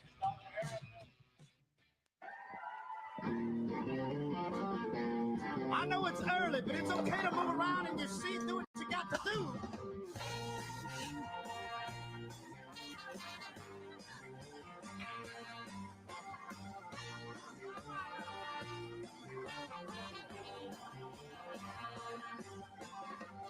All right, everybody in here clap with me on this one, all right?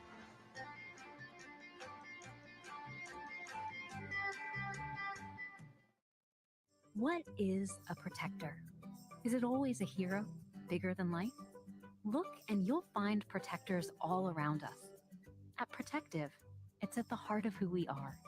For more than a century, millions have relied on us to make retirement more about wishes than worry, and life insurance more about legacy than loss.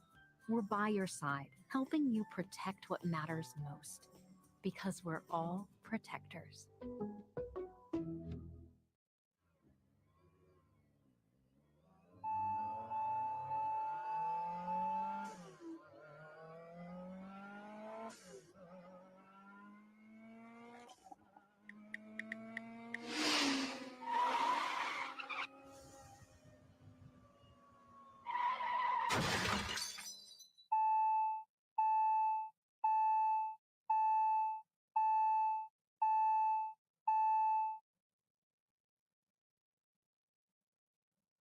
The internet.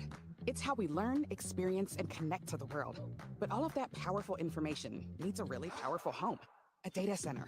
Like this world-class facility we invested $600 million to build, right here in Alabama. But keeping the world's information at your fingertips isn't all we do. Our data center supports thousands of jobs. We provide resources to our community and generate more than $1 billion for the state economy. We're doing our part for a better Alabama, because Alabama is our home too. Welcome back to the Jefferson County Halftime Show.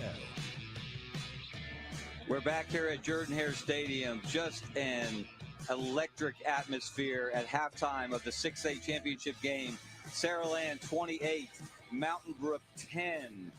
We've got a lot more to come in the halftime. The Jefferson County Halftime Show. I'll get it right.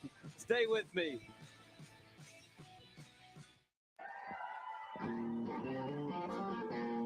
I know it's early, but it's okay to move around in your seat, do what you got to do. All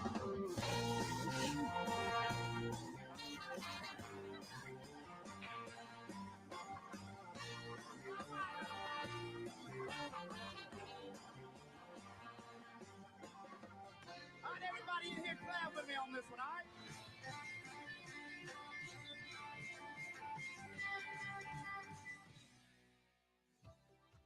Change lives and achieve your professional goals with a rewarding career at the Alabama Department of Human Resources, the state's provider of social services in all 67 counties. Join our hardworking team that positively impacts the lives of children and families across Alabama. Speak to a recruiter by calling 334-242-1780 or emailing recruitment@dhr.alabama.gov. You're watching Alabama Public Television. Broaden your horizons.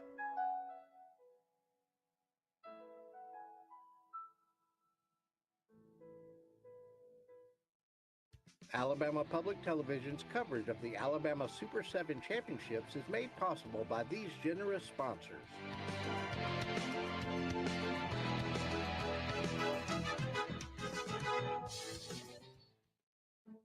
Don't you just love rain? It's nature's way of watering the earth.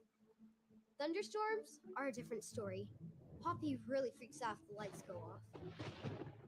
That's why we love Alabama Power. As soon as it's safe, they work day and night to get the lights back on. Fast. Kind of like real-life superheroes. I know they do it for everybody, but sometimes I think they do it just for Poppy. Say thanks, Poppy. Welcome back to the Jefferson County Halftime Show. I'm Kevin Skarbinski, your host, here with Coach DeJuan Walker. We are at halftime of the 6A championship game, the finale of the Super 7, and we have seen fireworks galore. Saraland up 28-10 on Mountain Brook. Coach Walker, we've got a lot of highlights to look at, so we want to get to them as quickly as we can. But what's your first thought on the first half? Electric. Ryan Williams, he was, get the ball to him. He made some smart coaches tonight. And I'm sure he's going to have so many touches in this game. And it's a shame if he doesn't have those touches because he's a difference maker. Absolutely. Let's look at these highlights from the first half. Many of them from Saraland, but also Mountain Brook. There he is, number 1. Keep your eye on him. Let me tell you, you're gonna watch him from behind. You're gonna see his shoes kicking up if you're chasing him. That's exactly right. A sophomore, got a lot of more time left to play. Yes. When the ball goes in the air, you know where it's coming down to. He got flagged for the crane. He did. I think he did the crane because he's committed to Alabama, and that was their thing with their receivers last season. But here comes Mountain Brook. A nice pass play there. And they get on the board with a field goal. And just when you think there's some momentum for the Spartans from the north, here comes Ryan Williams. Again, Ryan Williams going the distance. And I'm telling you, to stop a player like that, you're going to have to just sell out and put a guy on him and put a guy over the top of him. And you're going to have to make plays and try to keep the ball away from their offense. There's Cole Gamble from Mountain Brook powering into the end zone. And there is that man. I don't know how he escaped from that crowd. Watch this play. Catches it, get out of bounds with 2 seconds left on the clock, and then punches it in again. Showed some power on that last one, didn't he, Coach? Exactly. I was really surprised he made that corner. He was able to get to the corner, and then the cutback was so impressive. I mean, on the two plays previous to the touchdown. His speed. I mean, you don't know how fast it is until you see him in person, and the way people even had angles on him, and he still beat the angle. There's a reason that they use the phrase SEC speed, isn't there, Coach? No doubt. And he has that. He's a special player. Yes. And I talked to the superintendent of Saraland Schools, and he told me he's just as good a person as he is a player, and that's an incredible compliment. And that's what all of this boils down to. These coaches they pour their lives into these players, and it's all about building character because that same character bleeds onto the field. And if you're playing this time of the year, if you're playing football right now with Christmas music playing, you're doing a lot of things right. But you see a lot of character out of these young men. Yes, Ryan Williams, first half, 8 carries, 172 yards, and 3 touchdowns. What does Mountain Brook have to do in the second half to get back in this game and push it to the fourth quarter, to the last 5 minutes of the fourth quarter? Mountain Brook has to score. They got to figure out a way to get the ball to the end zone. They have to score. And once they start that scoring and get some momentum going, they got to keep the ball away from Saraland. I mean, they got to keep the ball. They got to then manage the clock, but they got to get the ball to the end zone. Yeah. How do you defend a great player? You keep the ball out of his hands by keeping it in your hands as an offense, grinding out long drives, but then converting them into touchdowns. That drive where Mountain Brook, they've had a couple of nice drives, but they had to settle for that field goal. And Saraland scoring touchdowns. Touchdowns beat field goals every time, right? Every time. They got to get points on the board with touchdowns. You know, field goals will not last in this game whenever you have electric players on the other side. I mean, that's a lot of sophomores that's electric. I mean, it's not just Ryan Williams. It's other guys that can get it done as well. But they got to do a really good job of scoring touchdowns this next half. We'll see if they can get that done. We're going to go to break here from Jordan-Hare Stadium. We've got a second half to play. We're going to throw it back upstairs when we come back. Stay with us on Alabama Public Television. An electric 30 minutes of football left here from the Super 7. There's power in the simplest of actions, like one neighbor helping another, where everybody looks out for everybody else. Community is everything to the electric cooperatives of Alabama, and we're grateful for your trust to provide the energy you need, giving you the power to power on. Your Alabama Electric Cooperative, empowering lives, empowering communities. Communities don't just happen. They're built by people. From the big moments to the small acts of kindness. It's the authentic connections we make that define us. At Alpha Insurance, we know that every day you're building things that are worth protecting. Because for us, this is more than coverage. It's who we are. Alpha Insurance, building tomorrow together. Partnering with TNT is a great opportunity for any group that is looking to raise funds for any kind of project. TNT, they work very hard to pick out the locations, and they really work with you to help you be successful. This is kind of my mission. I can help youth and adults raise the funds that they need to go on mission trips and to go to camp.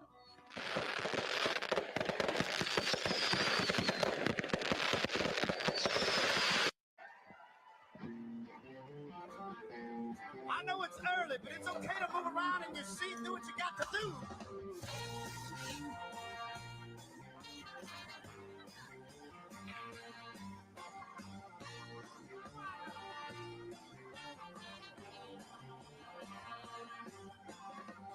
All right, everybody in here clap with me on this one, all right?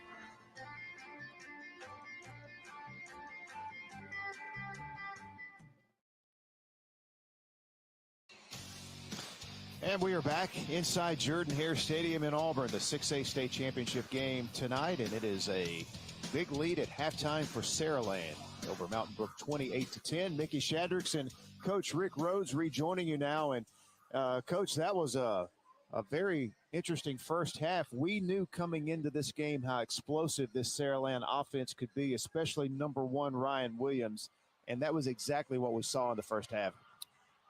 Yeah, it really is a very perplexing problem for Mountain Brook, and that's something we can talk about as the second half develops. Let's send it down to Susan down on the field with Coach Yeager. Hey, Coach, your team very much still in this game. What is your plan for the second half? Well, we would like to be able to have some sustained drives and keep their offense off the field to help our defense some. We're going to have to get some stops, but the best thing that we can do is to try and keep the ball, to be honest with you. What are you going to do about number 1? We're going to just do our best to try and tackle him, do a better job tackling, and play team ball and get better fits. Sounds good. Good luck in the second half. Thank you. Thank you. Appreciate it. Thank you. That's a very honest and forthright Coach Chris Yeager as we look at our halftime stats. And, 300 yards of total offense for Saraland, about 230 of that from number 1 Ryan Williams. And Mountain Brook, Coach, they held the football for almost 15 minutes. They were able to move the ball. They just could not get it into the end zone as much as Saraland did. Well, yeah, and that time of possession is always one of those stats that you gotta read the rest of the story. I think the biggest stat of this game is Cole Gamble's 67 yards, only 3.9 yards per carry. They've done a really, really great job of limiting his effectiveness in this game. And if Mountain Brook is going to do what Coach Yeager just said, they're going to have to get a lot more production out of their running game and mix in those play action passes because you can see the frustration in Coach Yeager's answer in trying to defend this guy. And it's very legitimate. I mean, he lines up everywhere. And really, how do you defend somebody like Ryan Williams? You got to put somebody covering him one-on-one as good as he is.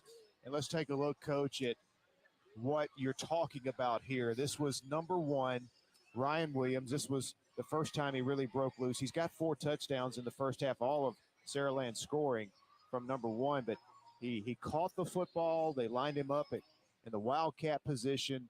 He just did a lot of damage to Mountain Brook's defense in this first half. Now, you saw him run a speed sweep. You saw him catch a touchdown pass. That time he ran as a tailback, and now he runs inside off tackle. That's a lot of different ways to score, and that's a lot of different positions, and that makes it extremely difficult to try to handle. You see his numbers, 230 yards of total offense by himself in the first half. You talk about living up to your billing. He has certainly done that. Yeah, 3 rushing touchdowns, 1 receiving touchdown. And Coach Yeager said it pretty well as they've got to possess the football. That's their best chance in the second half. Yeah, it really is. And we're just halfway through now. I mean, anything can happen in a football game, but you could tell from the very honest answer from Coach Chris Yeager, they've got a real big job in containing, number 1, keep the ball, get some turnovers. Sure, you can try to double cover him, but pretty hard to double cover a guy that lines up everywhere. And try double covering a running back sometime. That's not real easy to do. So it's a monumental challenge for Mountain Brook, and really just a masterful game plan and system to take advantage of a really special talent in Ryan Williams. Saraland will receive the second half kickoff. You may recall Mountain Brook won the coin toss and elected to receive the ball. So Saraland, they got the touchdown there at the end of the first half on the final play of the first half, and they'll receive the ball here to begin the third quarter. You wonder if they might make an onside kick to start the second half. Here's our Department of Human Resources kickoff, changing lives throughout Alabama. And this is Williams.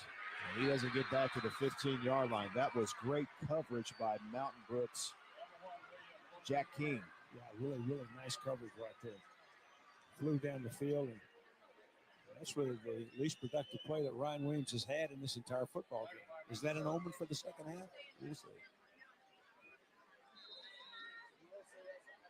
So here comes KJ Lacey leading this Saraland offense out onto the field. And a very key possession here to begin the second half.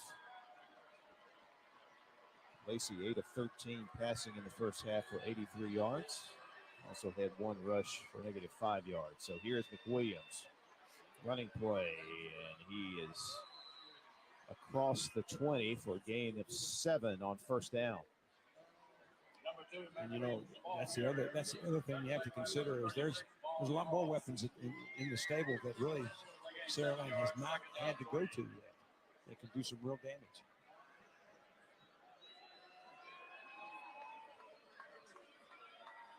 Second down and 3. That's going to be a procedure.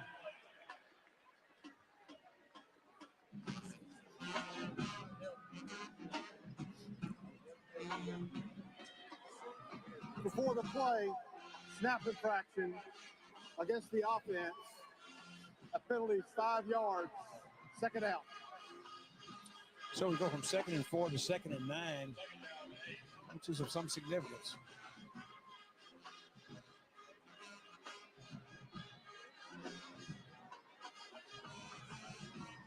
back at the 16, second down and 8 after the penalty. Quick pass, and it is incomplete. Intended for C.D. Gill, but Lacey led him a bit too far.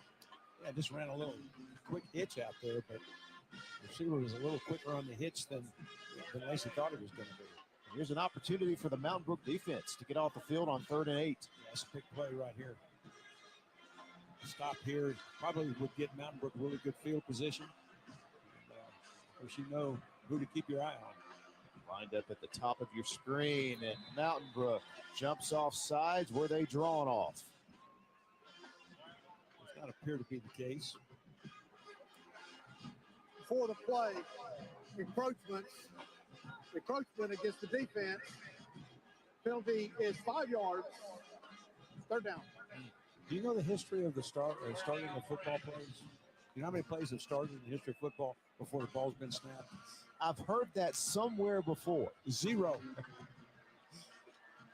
3rd and 3, as though Saraland needed any help here. Here's Williams. Takes a shot, and good pursuit by Mountain Brook. I think they stopped him just short, about a yard short of the first down. I tell you, this is going to be close. I don't know. I'm looking at the line judge at the top right there. He's saying 4th down. This is going to be 4th and very, very short. I'm a bit surprised to see Saraland go. I mean, no, they're saying 1st down now, okay. Coach. You were right. Yeah. He got it. That's a big 1st down. That was a big penalty before the play. Here's McWilliams. And his forward progress halted at around the 27-yard line. So a gain of 3. 2nd down and 7.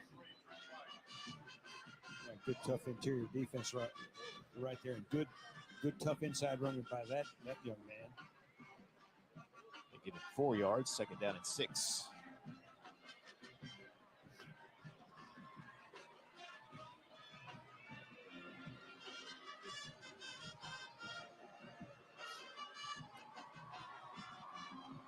The receivers are lined up now. Passes away and caught. McWilliams, quick out of the backfield.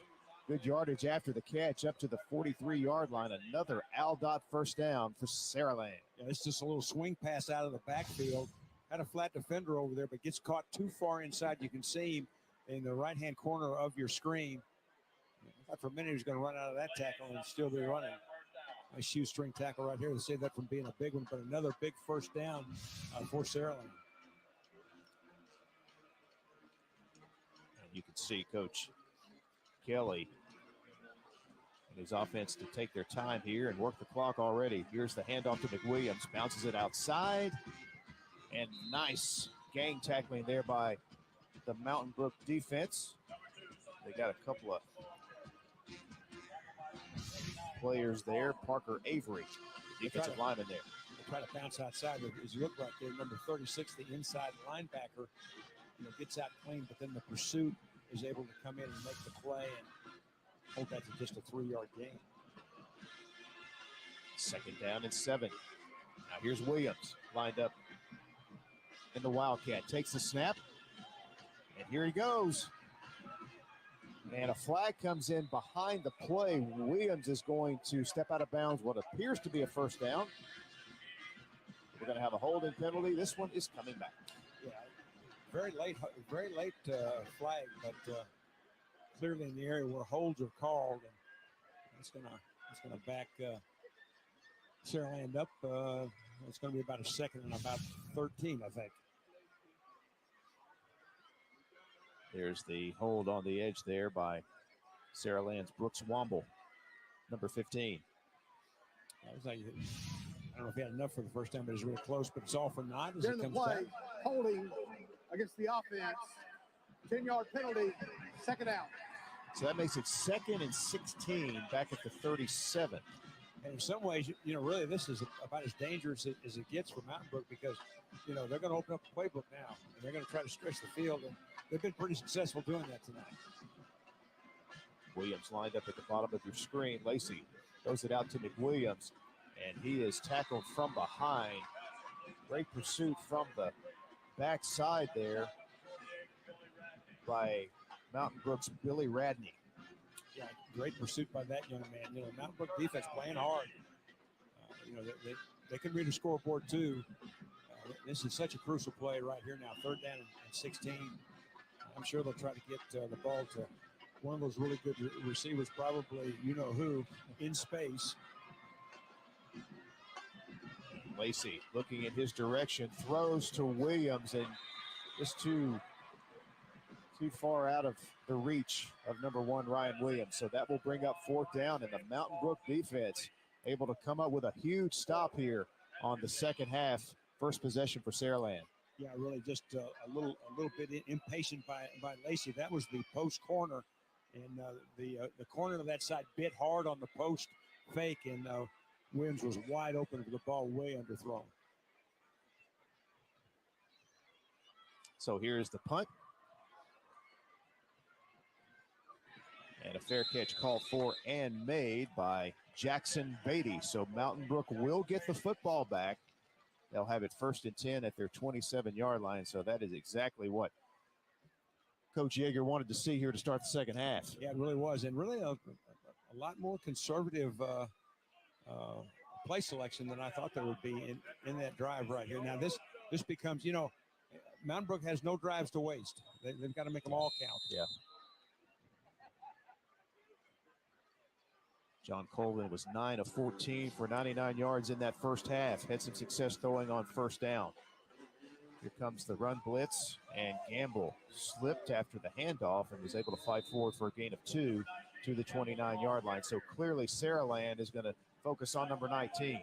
Yeah, Saraland brought their inside linebacker just about a half a count, a little bit late, but he split the center guard gap and disrupted the flow of the zone right away, forced the cutback, you know, right into some waiting arms of his teammate.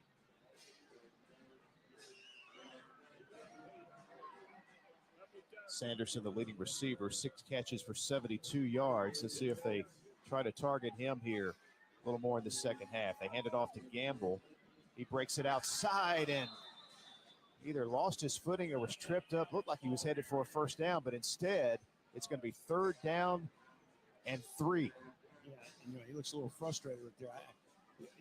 I really think that he had the edge and probably just lost his footing. So a big 3rd down coming up here for the Spartans. Mountain Brook 2 of 6 in the game so far on 3rd down. 2 tight end formation.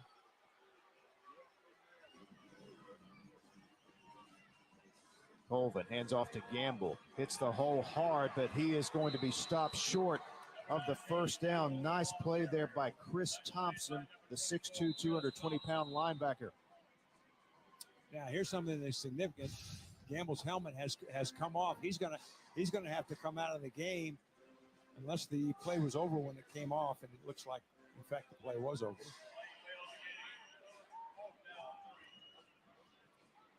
So a 3 and out here for Mountain Brook. Coach, is they're unable to do anything with the possession. I thought maybe they might go on 4th down, being down by 3 scores, but they're gonna kick it back. And boy, what a big stop by the Saraland defense.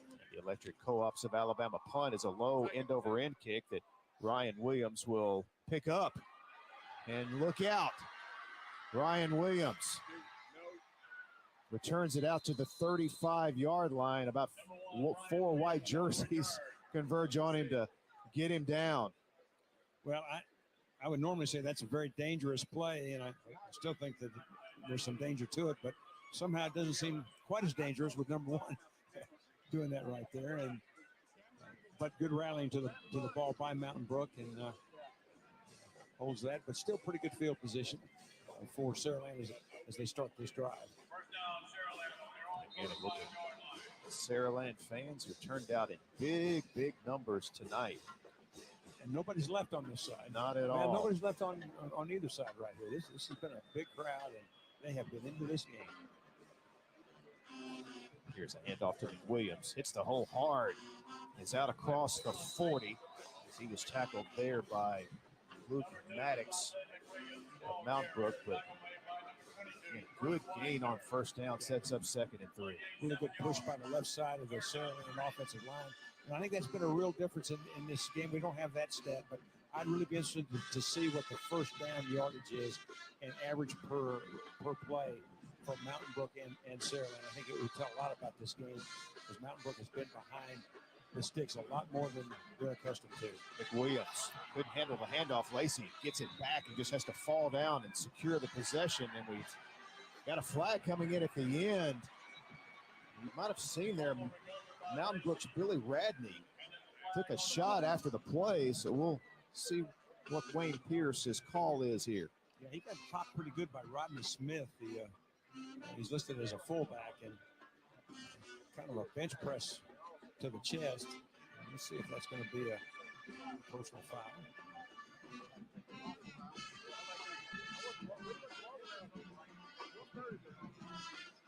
Yep. There's another look at the play. Of course, see the mishandling of the football. Lacey's on it, and then look at the end here. I don't know if we're going to see it at the end.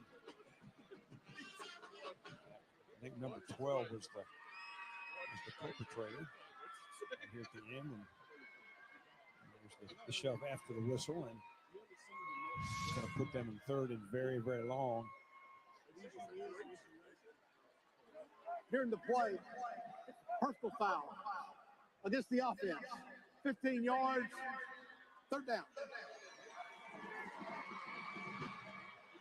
Coach, it doesn't appear as though much has happened here in this third quarter. And you look up, we're already down to 5:37 to play in the quarter. And that is significant if you're down 3 scores.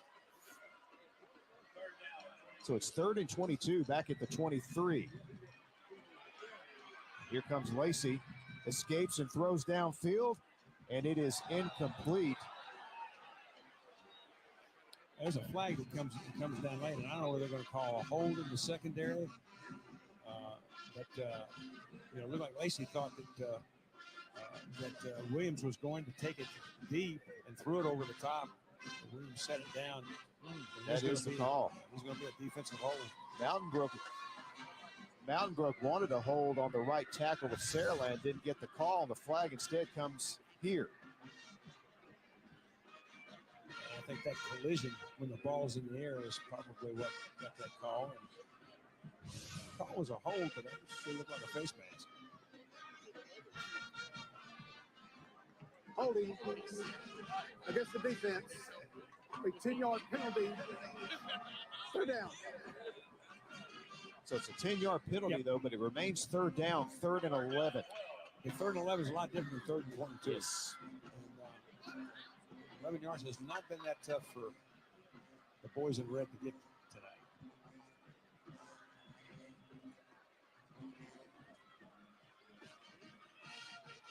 Of course, the question to ask is, where is number 1? Finally let him go. Let him play here. 3rd down and 11.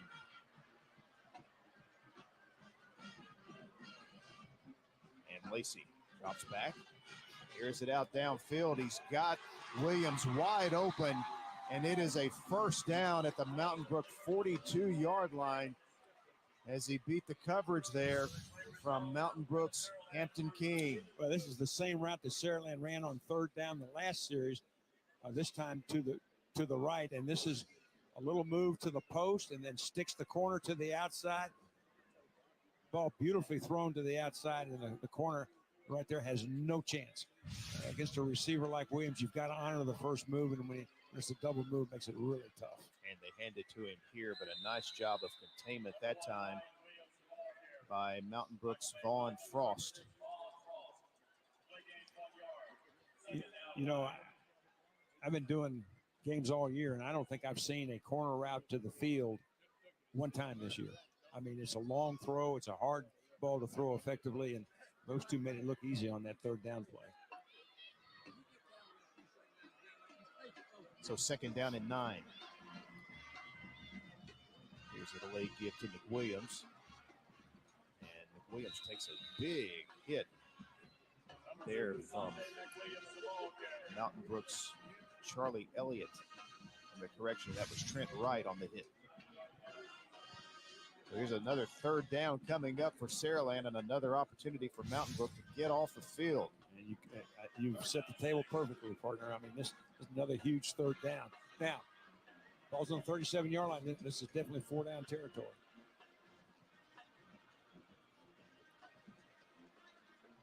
Lacey looking over the defense. It's a 3-man rush for the Spartans. Lacey throws it, and it is complete. Flag comes in. It is a first down for the moment. Catch was made by Brooks Womble. But it's coming back for holding. Earlier he had Carson Gill streaking down the middle of the field for what would have been a touchdown on this scramble. We're saying we think it might be 56 with the hold. No, I'm not sure. 52 also getting a little jersey there. Yeah, I think maybe you could have taken your pick right there. Keep your hands inside the framework of the body, boys. During the play, holding against the offense.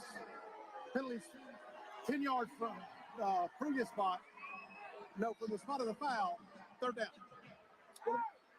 So, 3rd and 19 is what we got.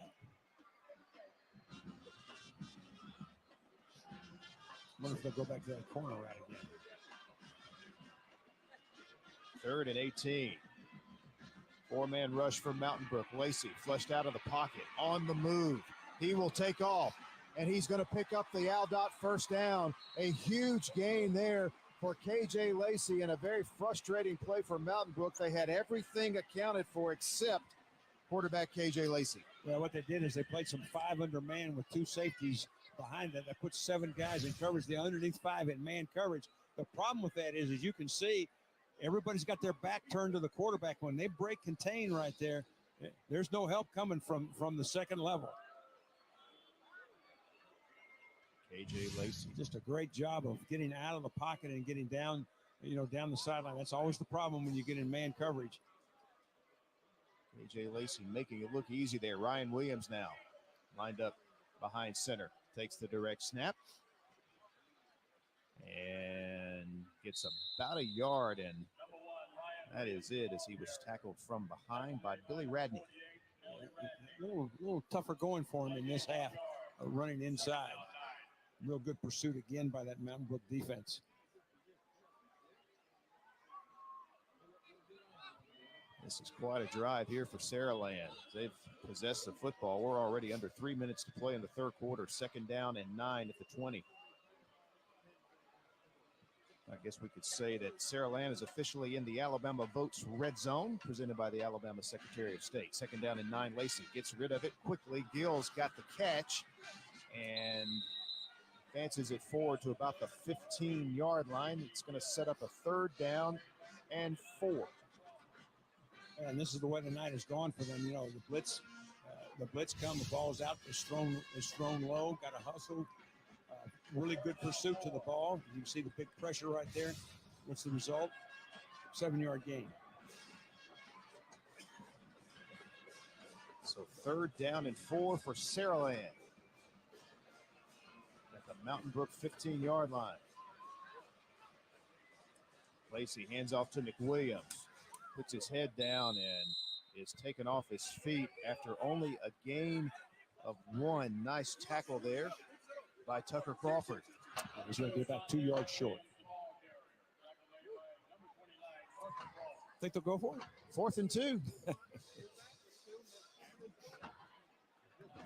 We'll see. Like they're bringing in the heavies. Got the field goal unit. Hunter Kirkland has come onto the field to attempt what will be a 30-yard field goal. It's perfect on extra points. So we'll see if he can connect on his first field goal try tonight. Good snap, good hold, plenty of distance. And Kirkland is good on the 30-yard field goal. Saraland increases its lead over Mountain Brook 31-10 here in the 6A state championship game. Hi, I'm Lionel Richie, and I have traveled all over the world, but I consider Tuskegee, Alabama as my home sweet home. I have such a pride in this state, and I know that there's something I need to tell you that's of great importance. Vote. Register to vote and get your voter ID today. It really is easy. Easy like Sunday.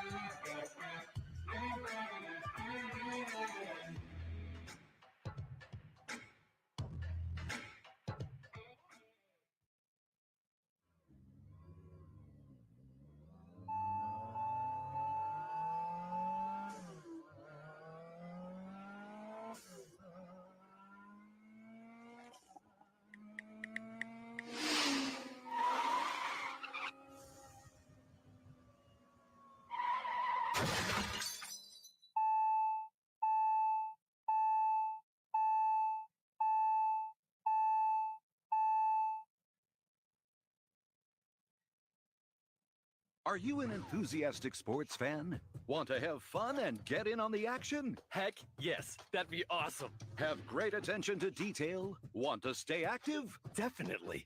Want to give back to the student athletes in your community? Obviously, yes. Then you'd make an excellent high school sports official.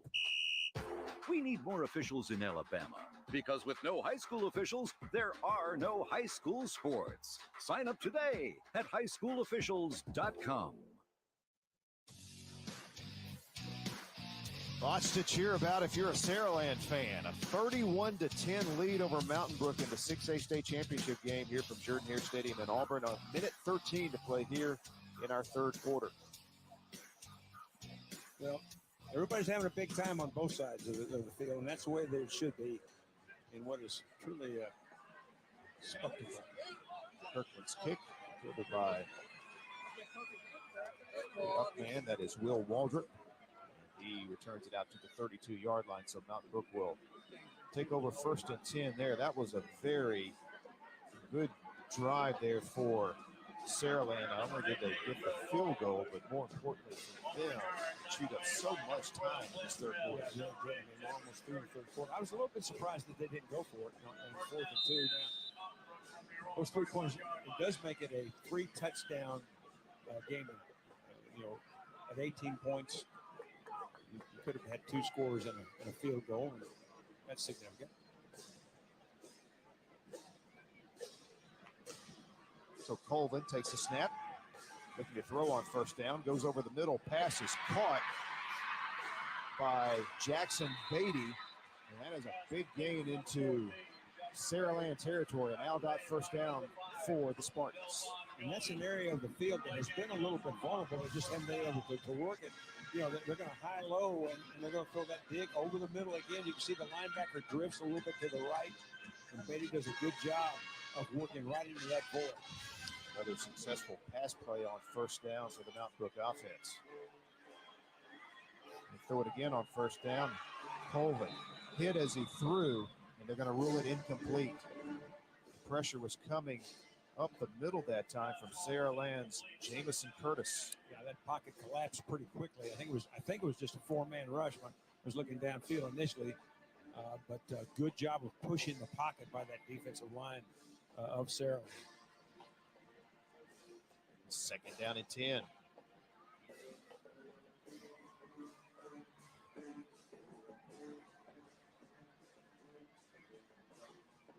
Colvin drifts to his right.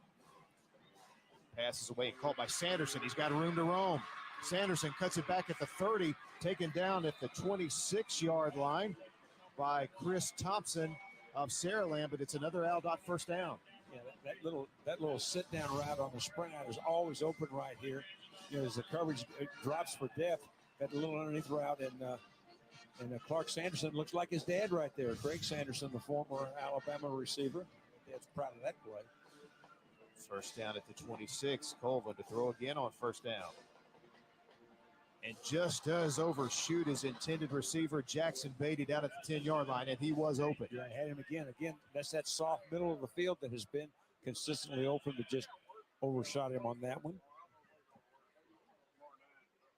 Well, that would have been a big catch and a completion right there for Mountain Brook. So second down and 10 now for Mountain Brook. Stops the clock with 12 seconds to play here in this third quarter.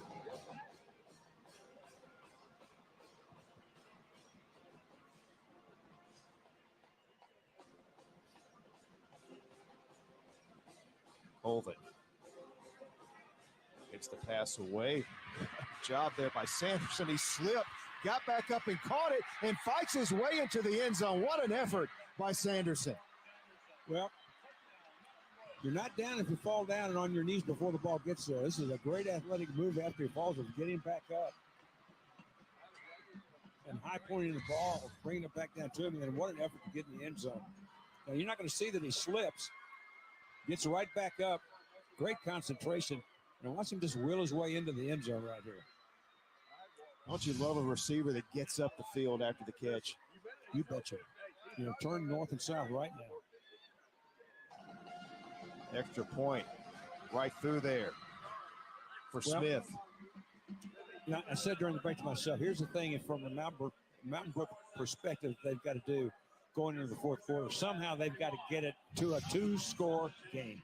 And that's exactly what he did. You're going to see him slip right there and watch him get back up, get those knees off the ground. If you think that's easy, folks, try that in your living room one night. I'm not responsible for the hospital visit. Obviously not the kind of thing you can coach, can you, Coach? I tell you what, that is a great athletic move, and that's just a 1-2 right here. A clutch drive, and 4 seconds left in the third quarter. They're still down by 2 scores, but Fat Lady is not even close to warming up yet. No quit in the Mountain Brook Spartans. Nor on the other side of the field as well. You know, this game's still got a long way to go, and just to see how Saraland decides to answer. So Beckett Smith has it teed up as we get set for the Department of Human Resources kickoff. And awaiting the kick for Saraland, Sante McWilliams.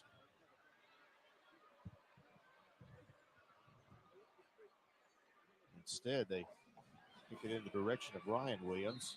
Could not handle the skipping ball on the turf. Yeah, I kind of wondered if Williams touched the ball, but I see the flag is out. Free kick out of bounds against the kicking team. So the ruling is that the ball was not touched. And here's a look at the Aldott scoring drive for Mountain Brook. Huge scoring drive, just 5 plays, 69 yards, and the big play there, Colvin to Sanderson, the 26-yard touchdown play. So first down at the 35. Saraland comes out, 4 seconds remaining here in this third quarter. I think Coach Yeager's going to challenge that. He's thinking about it, and he does throw the flag. Yeah. I mean, we couldn't tell from here whether he touched the ball or not. But Mountain Brook seems pretty convinced that he did.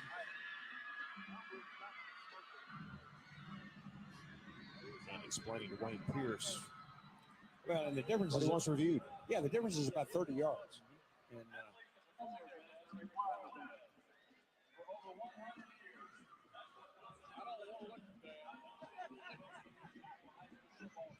well, we're hearing from our truck that they got a pretty good shot of it. They don't think it was touched, but it's worth a try as we're waiting for the call here. Mountain Brook is challenging that the receiver touched the ball prior to it going out of bounds.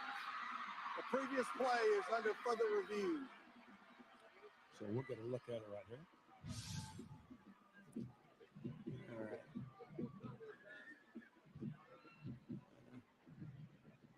Well, if we were playing baseball, we'd say that's an E5. Because that ball is not touched. Now, unless it got that little finger coming by. One thing that makes you wonder a little bit is that Williams does go back and kind of chase the ball. Hear the reaction from the Saraland fans as they see the replay on the big screen inside Jordan here. probably our best angle here. Yeah. Unless it caught the leg. After further review, the ruling on the field stands. Mountain Brook is charged with a timeout, and they have one challenge left in the game.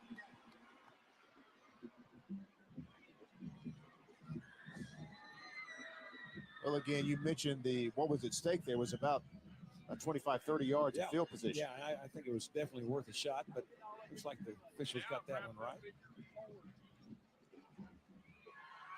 As they have most of the night.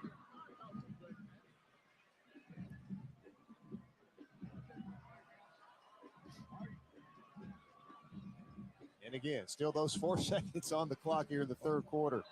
I feel like we're in suspended animation right here. Here we go. Lacey brings Williams up behind him in the backfield.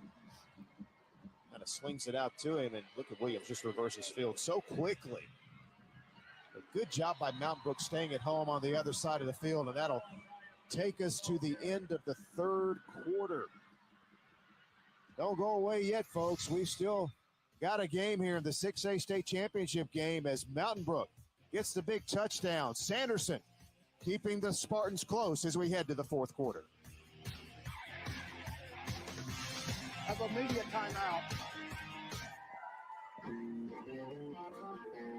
I know it's early, but it's okay to move around in your seat, do what you got to do.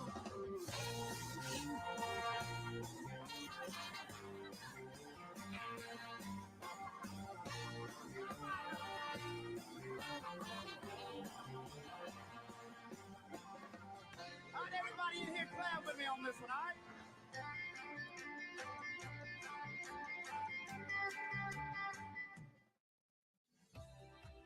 Change lives and achieve your professional goals with a rewarding career at the Alabama Department of Human Resources, the state's provider of social services in all 67 counties.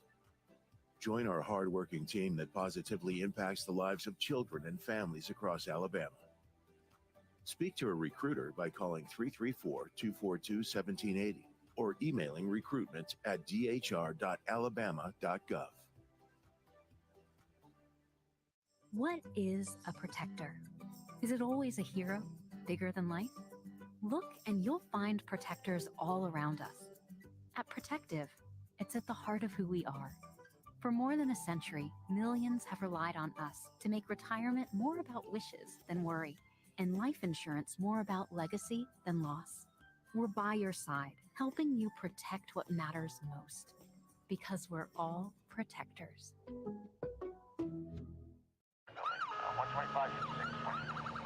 As a paramedic, you wouldn't believe the things that we've seen. I've seen all types of horrible things. I mean, we're there basically picking up the pieces from your worst day. Everyone is just driving and not paying attention. We all have the same goal. All of us want to go home alive and safe and harm nobody else in the process. Slow down. Be careful. Care about the other people on the road. Don't be the reason that someone else doesn't go home tonight. There's power in the simplest of actions, like one neighbor helping another, where everybody looks out for everybody else. Community is everything to the electric cooperatives of Alabama, and we're grateful for your trust to provide the energy you need, giving you the power to power on. Your Alabama Electric Cooperative, empowering lives, empowering communities.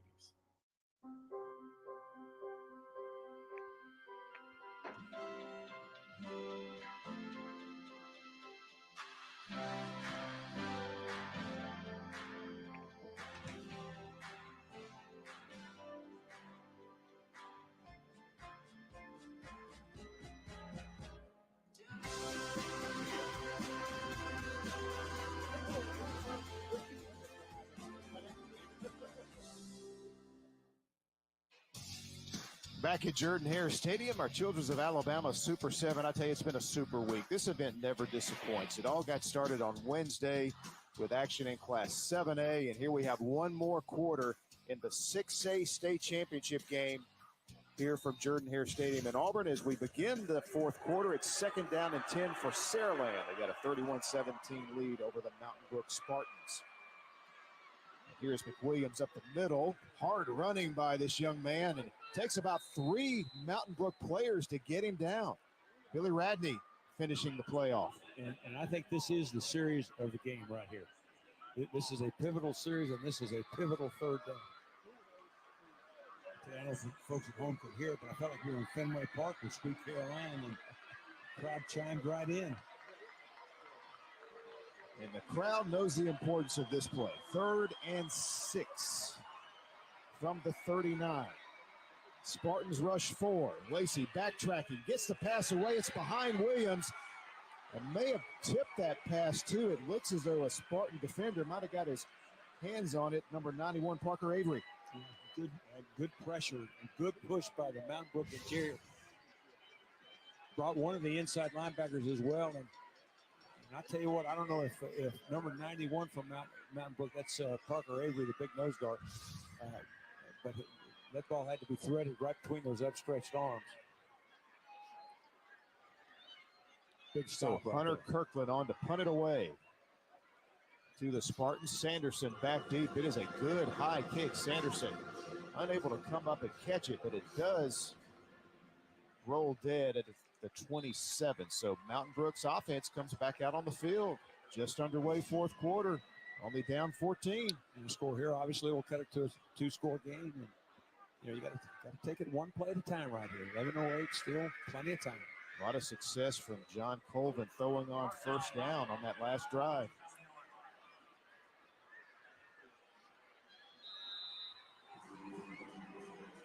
So here comes the Spartan offense back on the field again. 1st and 10 at the 27.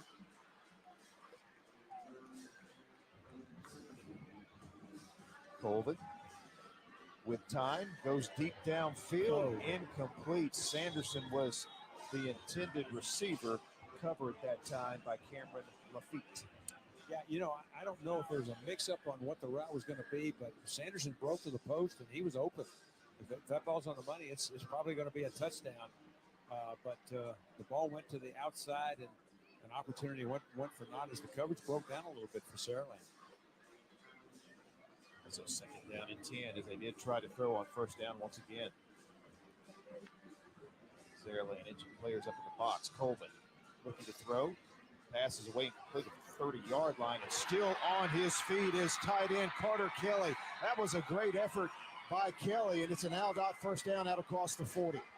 Yeah, he ran a little under route and a little bit against the grain, and I thought that he ran right into coverage, and he did, but he actually just runs right through the coverage.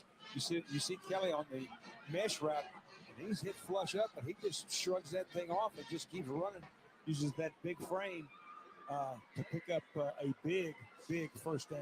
And breaking the tackle there, Delvin Gully. First down, Colvin passes away, and it is caught by Beatty.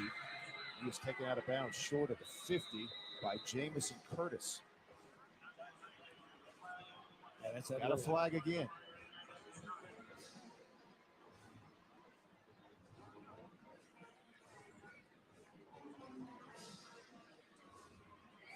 Illegal formation against the offense. 5-yard penalty. First down. Costly penalty. Big penalty at this stage of the game. Had a nice game, had some rhythm going right here and now. Not only do you lose the big game, but it's 1st and 15. And you had your tempo going. Absolutely. Some momentum. Absolutely. The flag slows it down. Great point, Mickey. Another unforced error. Colvin with time in the pocket. Passes away. That was a nice grab there on the far sideline by Gamble. Lost his footing, but it is a positive gain out across the 45-yard line. We've seen a good bit of slipping tonight. I'm wondering, the grass is very nice and green right here. And maybe we're going to have some winter rye out there, which is, you always worry about it. I'm not saying that what there is. I'm certainly not saying the field's a bad field. It's beautiful. 2nd down and 5 at the 47. Colvin's pass is intercepted. I think so. Number 22, Isaiah Bowie, got it off the deflection. It was intended for Sanderson. Well, the ball is right on the money, but instead of being able to catch it with his hands, he's going to bounce off Sanderson's pads. And, of course, one of the things you want to do defensively when that ball is deflected, you want to break on the football. Boy, what a great job right there I'm not sure he had it clean, though. Let's take a look at it right here. That ball's going to hit the ground, and I wouldn't be surprised if we don't see that red flag or that would go out again. Great effort to get on the ball, but that ball looked like it clearly hit the ground. They snap it. They get the play off. Lacey stepping up in the pocket, and the pass is batted down by the Mountain Brook defender. Nice job getting the hands up, Vaughn Frost. I think that ball surprised Frost. It was thrown right at him, and frankly, Nick, I think that was a missed opportunity on the play before. Not to challenge that. It looked like the ball clearly hit the ground. By the way, if you see Frost's headgear there, I got a note a moment ago that if you're noticing some of the helmets for the Mountain Brook players, they don't repaint the helmets as the season goes on. I don't know who the reconditioner is, but they need to talk to them about the paint job because they got a lot of that stuff. Is a big hole. Nick Williams all the way down to the Mountain Brook 20-yard line. Well, the Mountain Brook defense has been flowing so fast. That's a little bit of a counterplay. Both linebackers bite to the play side, and it gets back against the grain. And really good run. See right there. You see the action starts a little bit to the right, and it's just against the grain run back to the other side. Breaks one tackle, runs over another would-be tackle. Just a really good run by a real good young back. Williams gets it again. Spins his way forward for about 4 yards. Tackle made there by Vaughn Frost. Once again, I tell you, that interception there was a big play for Saraland. Really a great hustle play by that young man, and that may be the play of the game. It looked like Mountain Brook was mounting a little bit of a comeback, but Saraland is knocking on the door. Second down and 5. Lacey, this is Williams taking the direct snap. They've definitely done a better job corralling number 1 here. He does pick up the Aldott first down, I believe, at the 20. Well, that shows you how good it is, Mickey. I agree with what you said 100%. They've done a much better job against him. Still picked up 6 yards and a first down.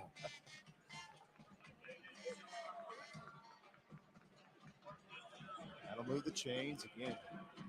Keep possession for Saraland and keep that clock moving. We're down there 8 minutes to play here in the fourth quarter. Take it to Williams, give it here to Mick Williams, and he slips down. Again, another player losing his footing. Trying to make a cut. They ran a little speed sweep fake and tried to run the stretch play back off of it the other way. Tried to get that defense fooled a little bit, but Mountain Brook would have none of it.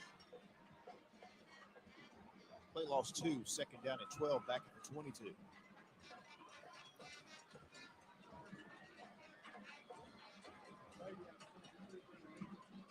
Mountain Brook brings the house here. Lacey throws it up to the end zone for Williams, and it's incomplete. A flag's going to come in. Mountain Brook's Palin Wilkinson was in coverage. Yeah, I think what you're going to see contact and no attempt to play the ball. You see that he's solely focused on the receiver, and there's the push before the ball gets there, and that's clearly interference.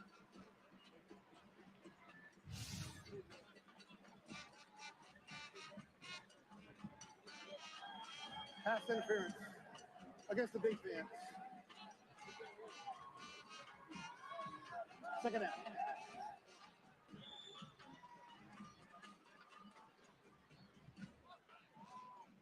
And Saraland back in the Alabama Votes Red Zone, presented by the Alabama Secretary of State.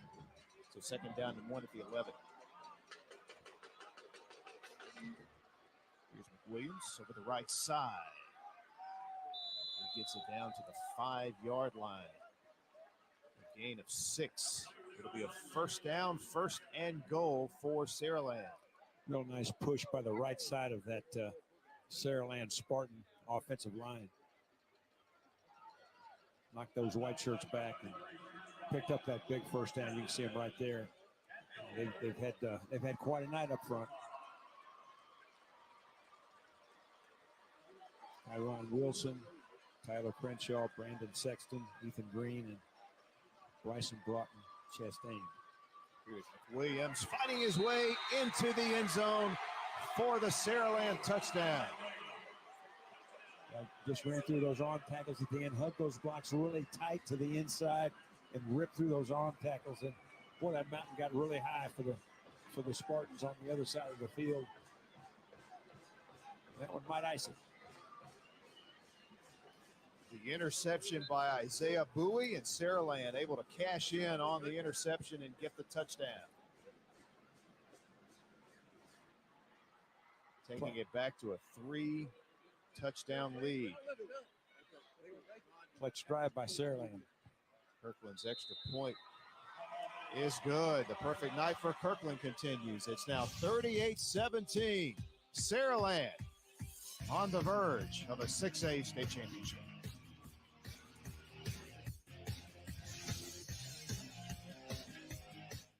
Hi, I'm Lionel Richie, and I have traveled all over the world, but I consider Tuskegee, Alabama as my home sweet home. I have such a pride in this state, and I know that there's something I need to tell you that's of great importance. Vote. Register to vote and get your voter ID today. It really is easy. Easy like Sunday.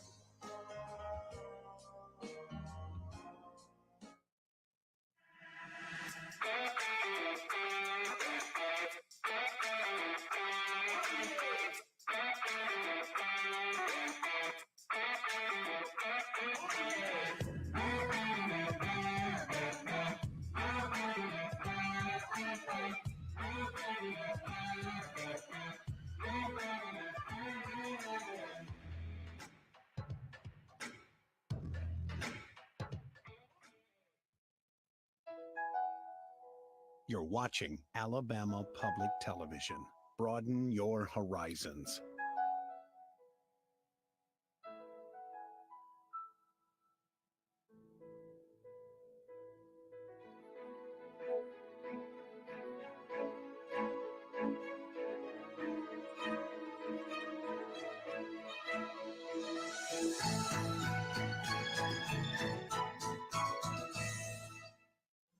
It wouldn't be the holidays without working your hands a bit.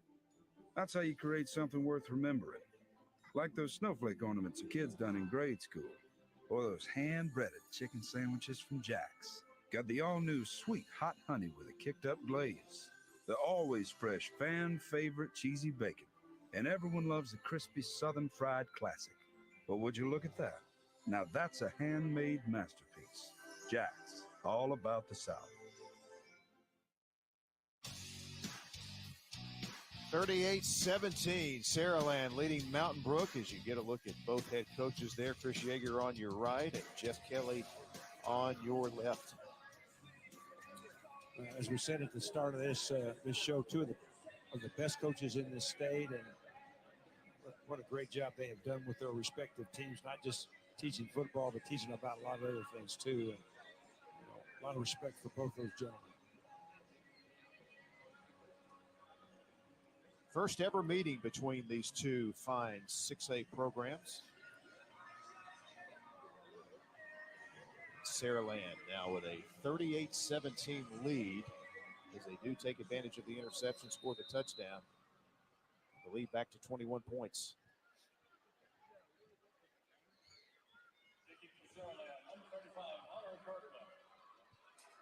So here's Kirkland's kickoff.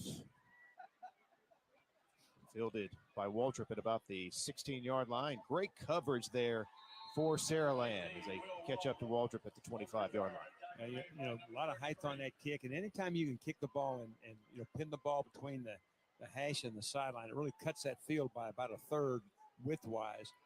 And Saraland certainly took advantage of that. And here's the scoring drive for Saraland, presented by Aldott. Again, this came after the interception by Bowie. They go 55 yards in 7 plays, and McWilliams getting it in for the touchdown. 1st and 10, Colvin under pressure. Gets out of the pocket, throws it downfield, and it is incomplete. It was intended for Beatty, getting a hand on it back there for Saraland was Zay Crenshaw. Yeah, really nice job by the Saraland secondary. They closed very rapidly on that throw, and very fortunate that was not intercepted. You know, as he gets outside, he's got to scramble a little bit, and he gets a streaking run all the way across the field, but really nice coverage. Second down and 10.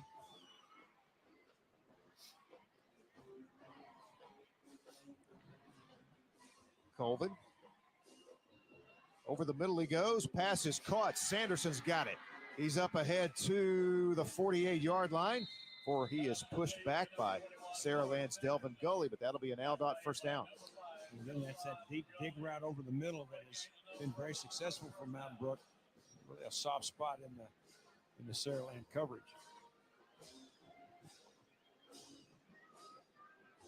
First down out at the 48-yard line for Mountain Brook.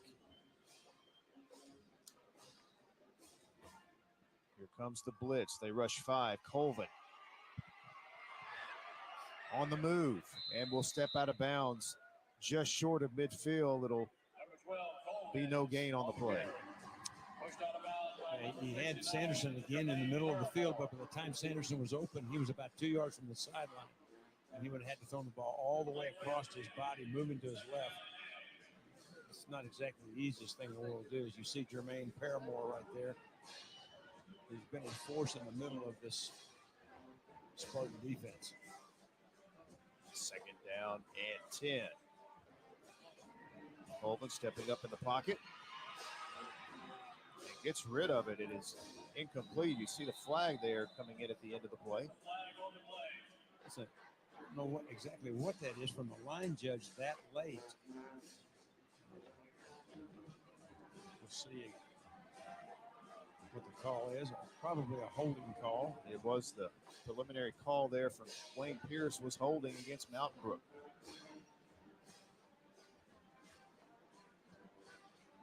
So that'll back Mountain Brook up.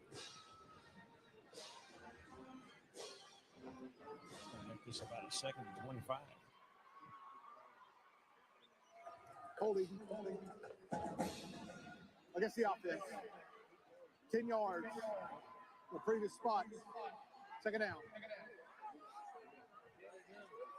Should be second down and 24. Back at the 35.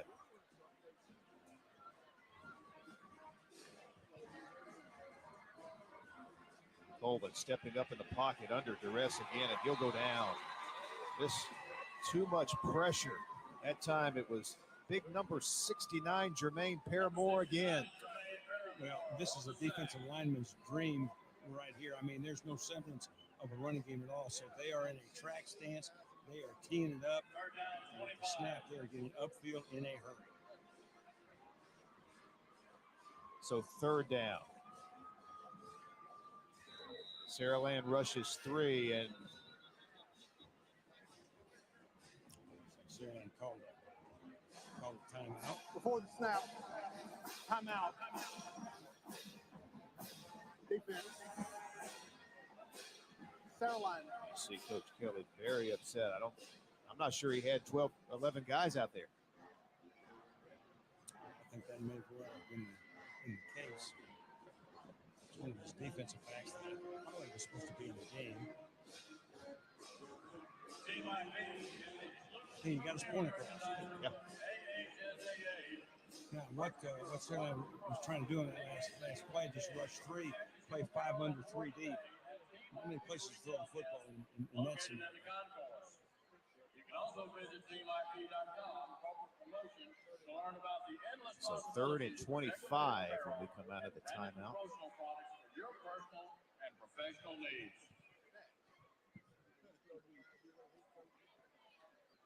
You see Coach Kelly hydrating there on the Saraland sideline. He's been working hard.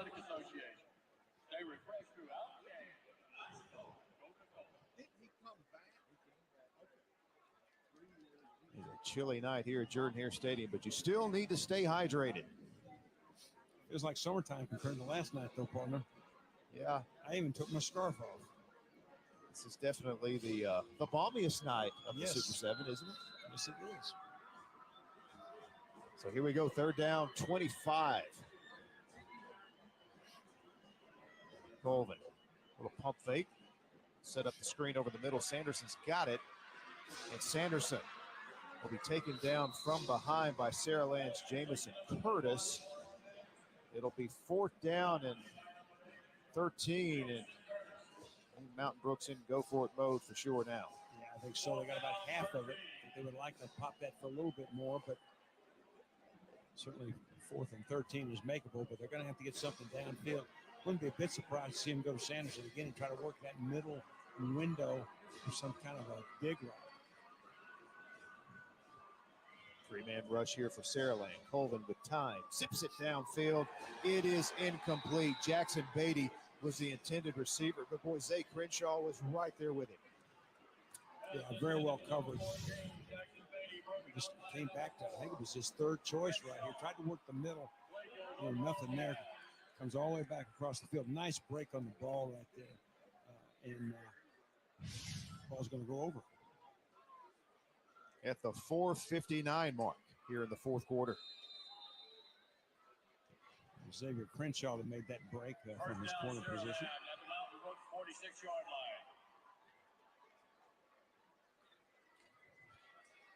Here comes the Saraland offense. There you see number 1, Ryan Williams. Been a little quiet. Yeah, he has. Compared to the first half. Been relatively quiet for sure. Here is McWilliams on the handoff. And he is hit down low there by Mountain Brook linebacker Hampton King. Yeah, he's only had about 44 yards of total offense this half compared to the 230 that he had in the first half. Second down and 8.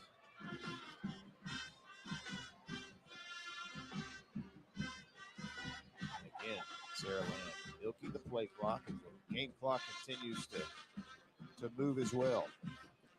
Here's the handoff to McWilliams. And unable to get up the field very far as Mountain Brook defended the play well there on the edge. You know, McWilliams is kind of quietly, I mean, he's up over 100 yards now. He's got 120 yards. No touchdown. He's had a very, very solid, good night. Parker Avery there, number 91, making the play. So here it is, third down and 5 at the 41.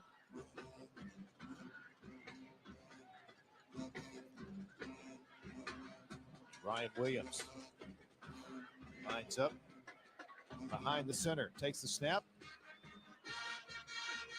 Trying to get around the corner. Just great pursuit on the edge there by Mountain Brook as they stop him for no gain. Kind of drifted and settled a little bit. It looks like we've got a Mountain Brook player down, and that Mountain Brook pursuit ran him down. And the injured Spartan there, number 33, I believe, Trent Wright. Coach Yeager will come over and check on his player. Well, he came down a little bit awkwardly at the end of the play.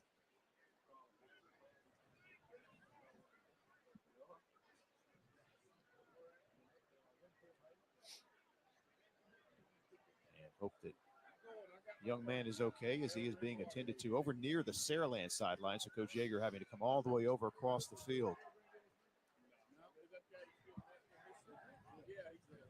Can't really see what they're tending to right there.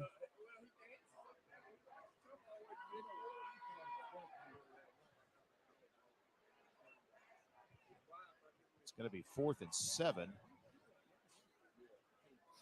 We resume play here for Saraland. 3:28 to go.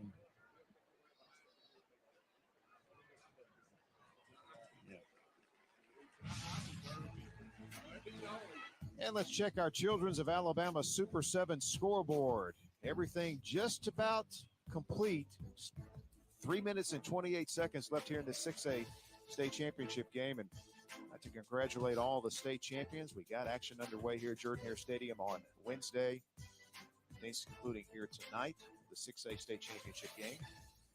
Of course, one of the things you always look for, you know, in this Super 7 is where is the football capital of Alabama? Where is the best football played?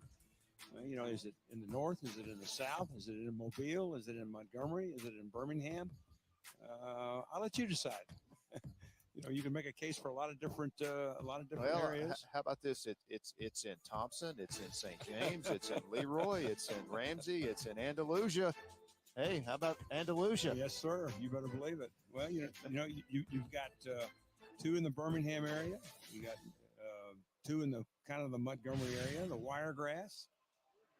Mobile looks like they're going to be well represented. So I say this is a pretty good football state, partner. Been a good week for sure. 4th and 7.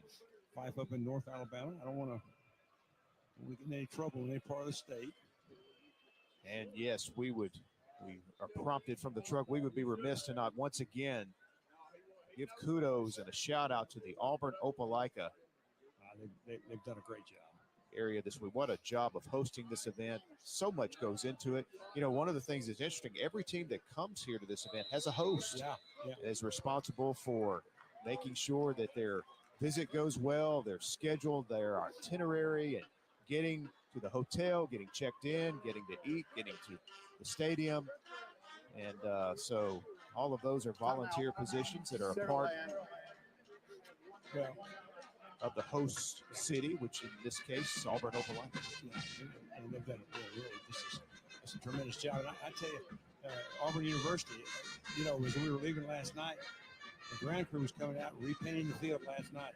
And that's something they certainly didn't have to do, but the field's been in great shape ever since we've been here.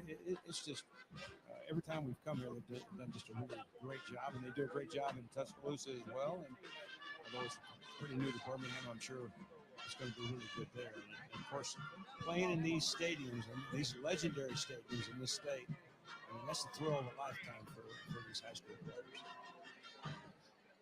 And here's the fake. McWilliams. He's going to have the first down and more inside the 20 down to the 13-yard line. And they got everybody caught inside to the weak side of the field. There was no edge player, you know, trying to block the kick. You see everybody comes inside, and just a great call by Saraland. I'm sure that's probably something that they picked up in films possibly, and a really, really, as I said, great call. And that's going to do it. That is an Aldott first down at the 15-yard line as Saraland once again in the Alabama Votes red zone.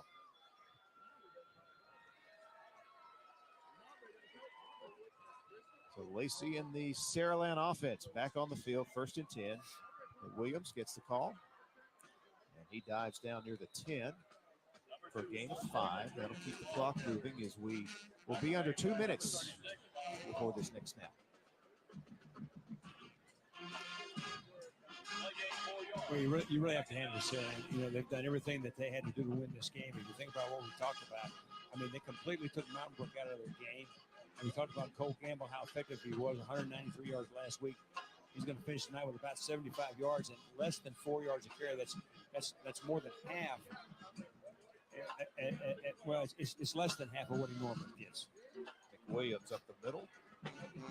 Stopped after a gain of 2. So that'll set up 3rd down and about 3 here as we will be under 1 minute to play before this next snap. And Saraland is going to finish almost 500 yards total offense. They're at 482 right now. And held Mountain Brook to just 87 yards rushing. 67 yards rushing, and they rushed for 352. That's how you win championships. Saraland on the verge of the first state championship in school history. We are under a minute to play in the 6A state championship game. Here is McWilliams. He slips down. You see Coach Keller just about a 3-second difference in the play clock and game clock.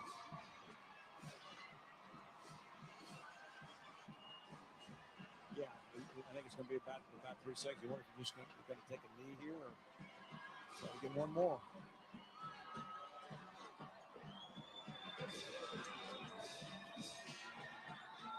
Saraland fans cheering on the the Gatorade bath that Coach Kelly just got on the sidelines. And there is likely the final play of the game. Well, there's 1 second. They stopped the clock with 1 second.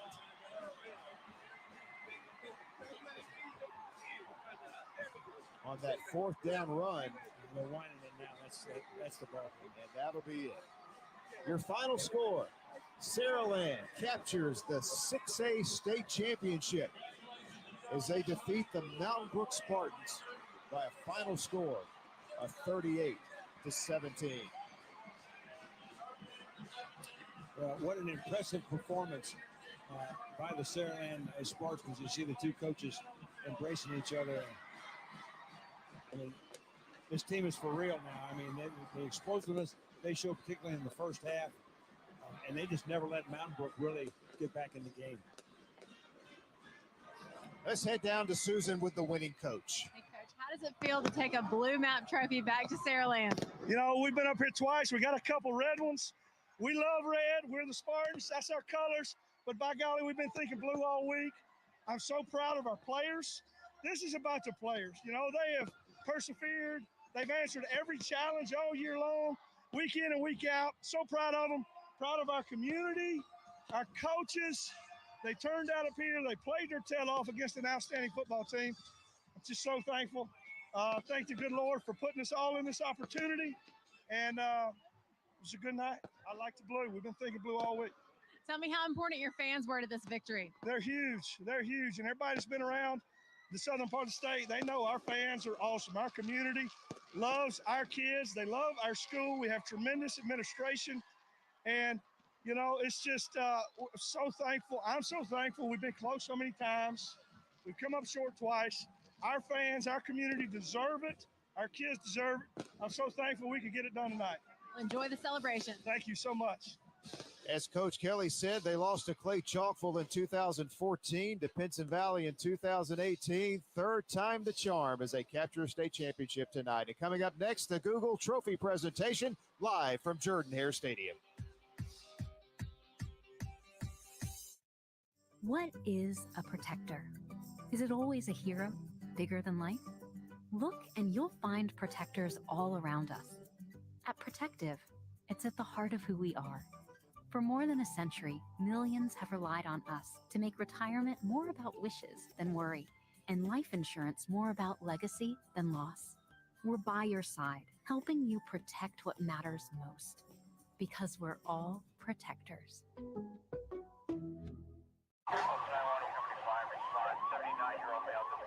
Throughout my career, I've seen many crashes, and a lot of the fatalities are from people who haven't worn their seatbelt. Cars have rolled over multiple times. I've had people end up in lakes, ravines.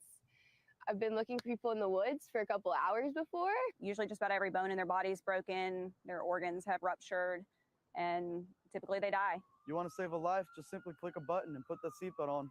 Seatbelts really do save lives. The internet. It's how we learn, experience, and connect to the world. But all of that powerful information needs a really powerful home, a data center. Like this world-class facility we invested $600 million to build, right here in Alabama. But keeping the world's information at your fingertips isn't all we do. Our data center supports thousands of jobs. We provide resources to our community and generate more than $1 billion for the state economy. We're doing our part for a better Alabama, because Alabama is our home too. A game without a crowd is just a scrimmage. A performance without an audience is just a rehearsal. Without your presence, high school sports and the performing arts aren't possible. Ensure that these essential extracurricular activities continue to enrich the lives of students in Alabama. Purchase a ticket to your local high school's game or performance. This message presented by the AHSAA.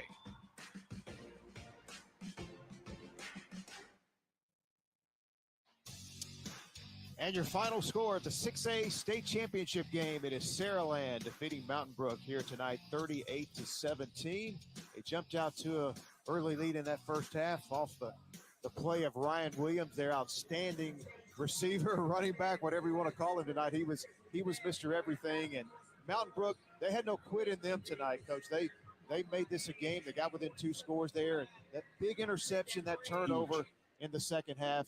was their undoing in this game. Yeah, it really was, and I think this game kind of epitomized what this tournament was all about. All right, this entire week, this Super 7, great individual efforts. Yes, 270 plus yards by Ryan Williams, a very, very special player. But every one of these games we had this week, there was an individual effort that was really, truly exceptional, really outstanding. I think that's the theme of this particular Super 7. These MVP awards this year were truly MVP awards. They were MVP. And, you can see the post-game festivities continuing at Jordan Hare Stadium down at Pat Dye Field. We've got the Google Trophy presentation and the awarding of the 6A State Championship Game MVP to come. And we'll send it to the PA announcer. Will be presented by Trent Massey and Gus Smith from Future Ones. And Brandon Dean, Director of Alabama High School Athletic Directors and Coaches Association, to both head coaches. First from Mountain Brook, head coach Chris Yeager.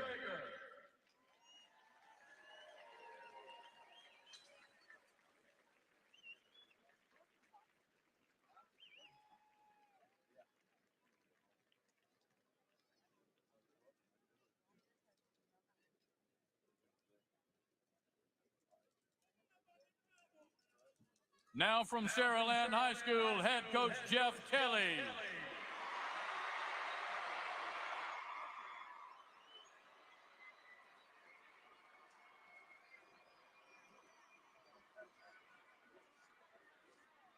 Congratulations to both coaches for a great season.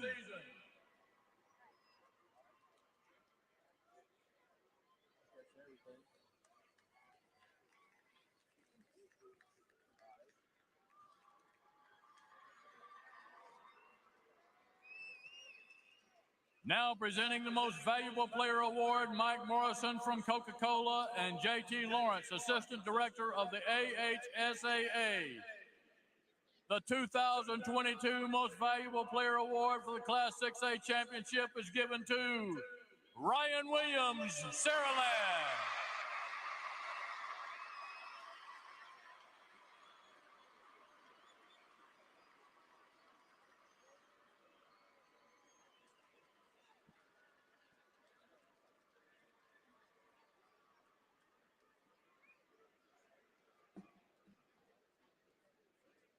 And now to present the 2022 State Runner-Up Trophy for Class 6A. Central Board member Dodd Hawthorne from District 2 and Kim Vickers, Associate Executive Director of the AHSAA. The 6A State Champion Runner-Up, led by head coach Chris Yeager, the Mountain Brook Spartans.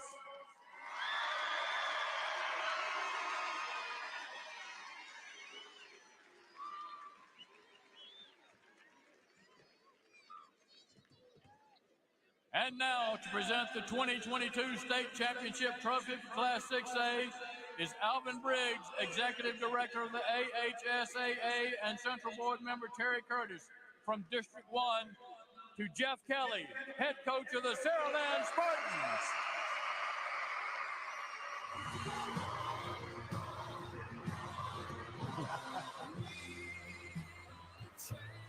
As We Are the Champions begins to play inside Jordan Hare Stadium as the Saraland Spartans will be celebrating their 6A state championship all the way back to the Mobile area as we take one more look at the Children's of Alabama Super 7 scoreboard. Congratulations to all of our Super 7 state champions. Well, and I'll just repeat again, I think this one's going to be remembered for some great individual efforts, some outstanding numbers put up by some of the very best high school football players in this country. It was special. It was great. And, of course, to the victors belong the spoils. Nothing like winning a state championship. And it was some championship effort from our crew this week as well. Coach, enjoyed it.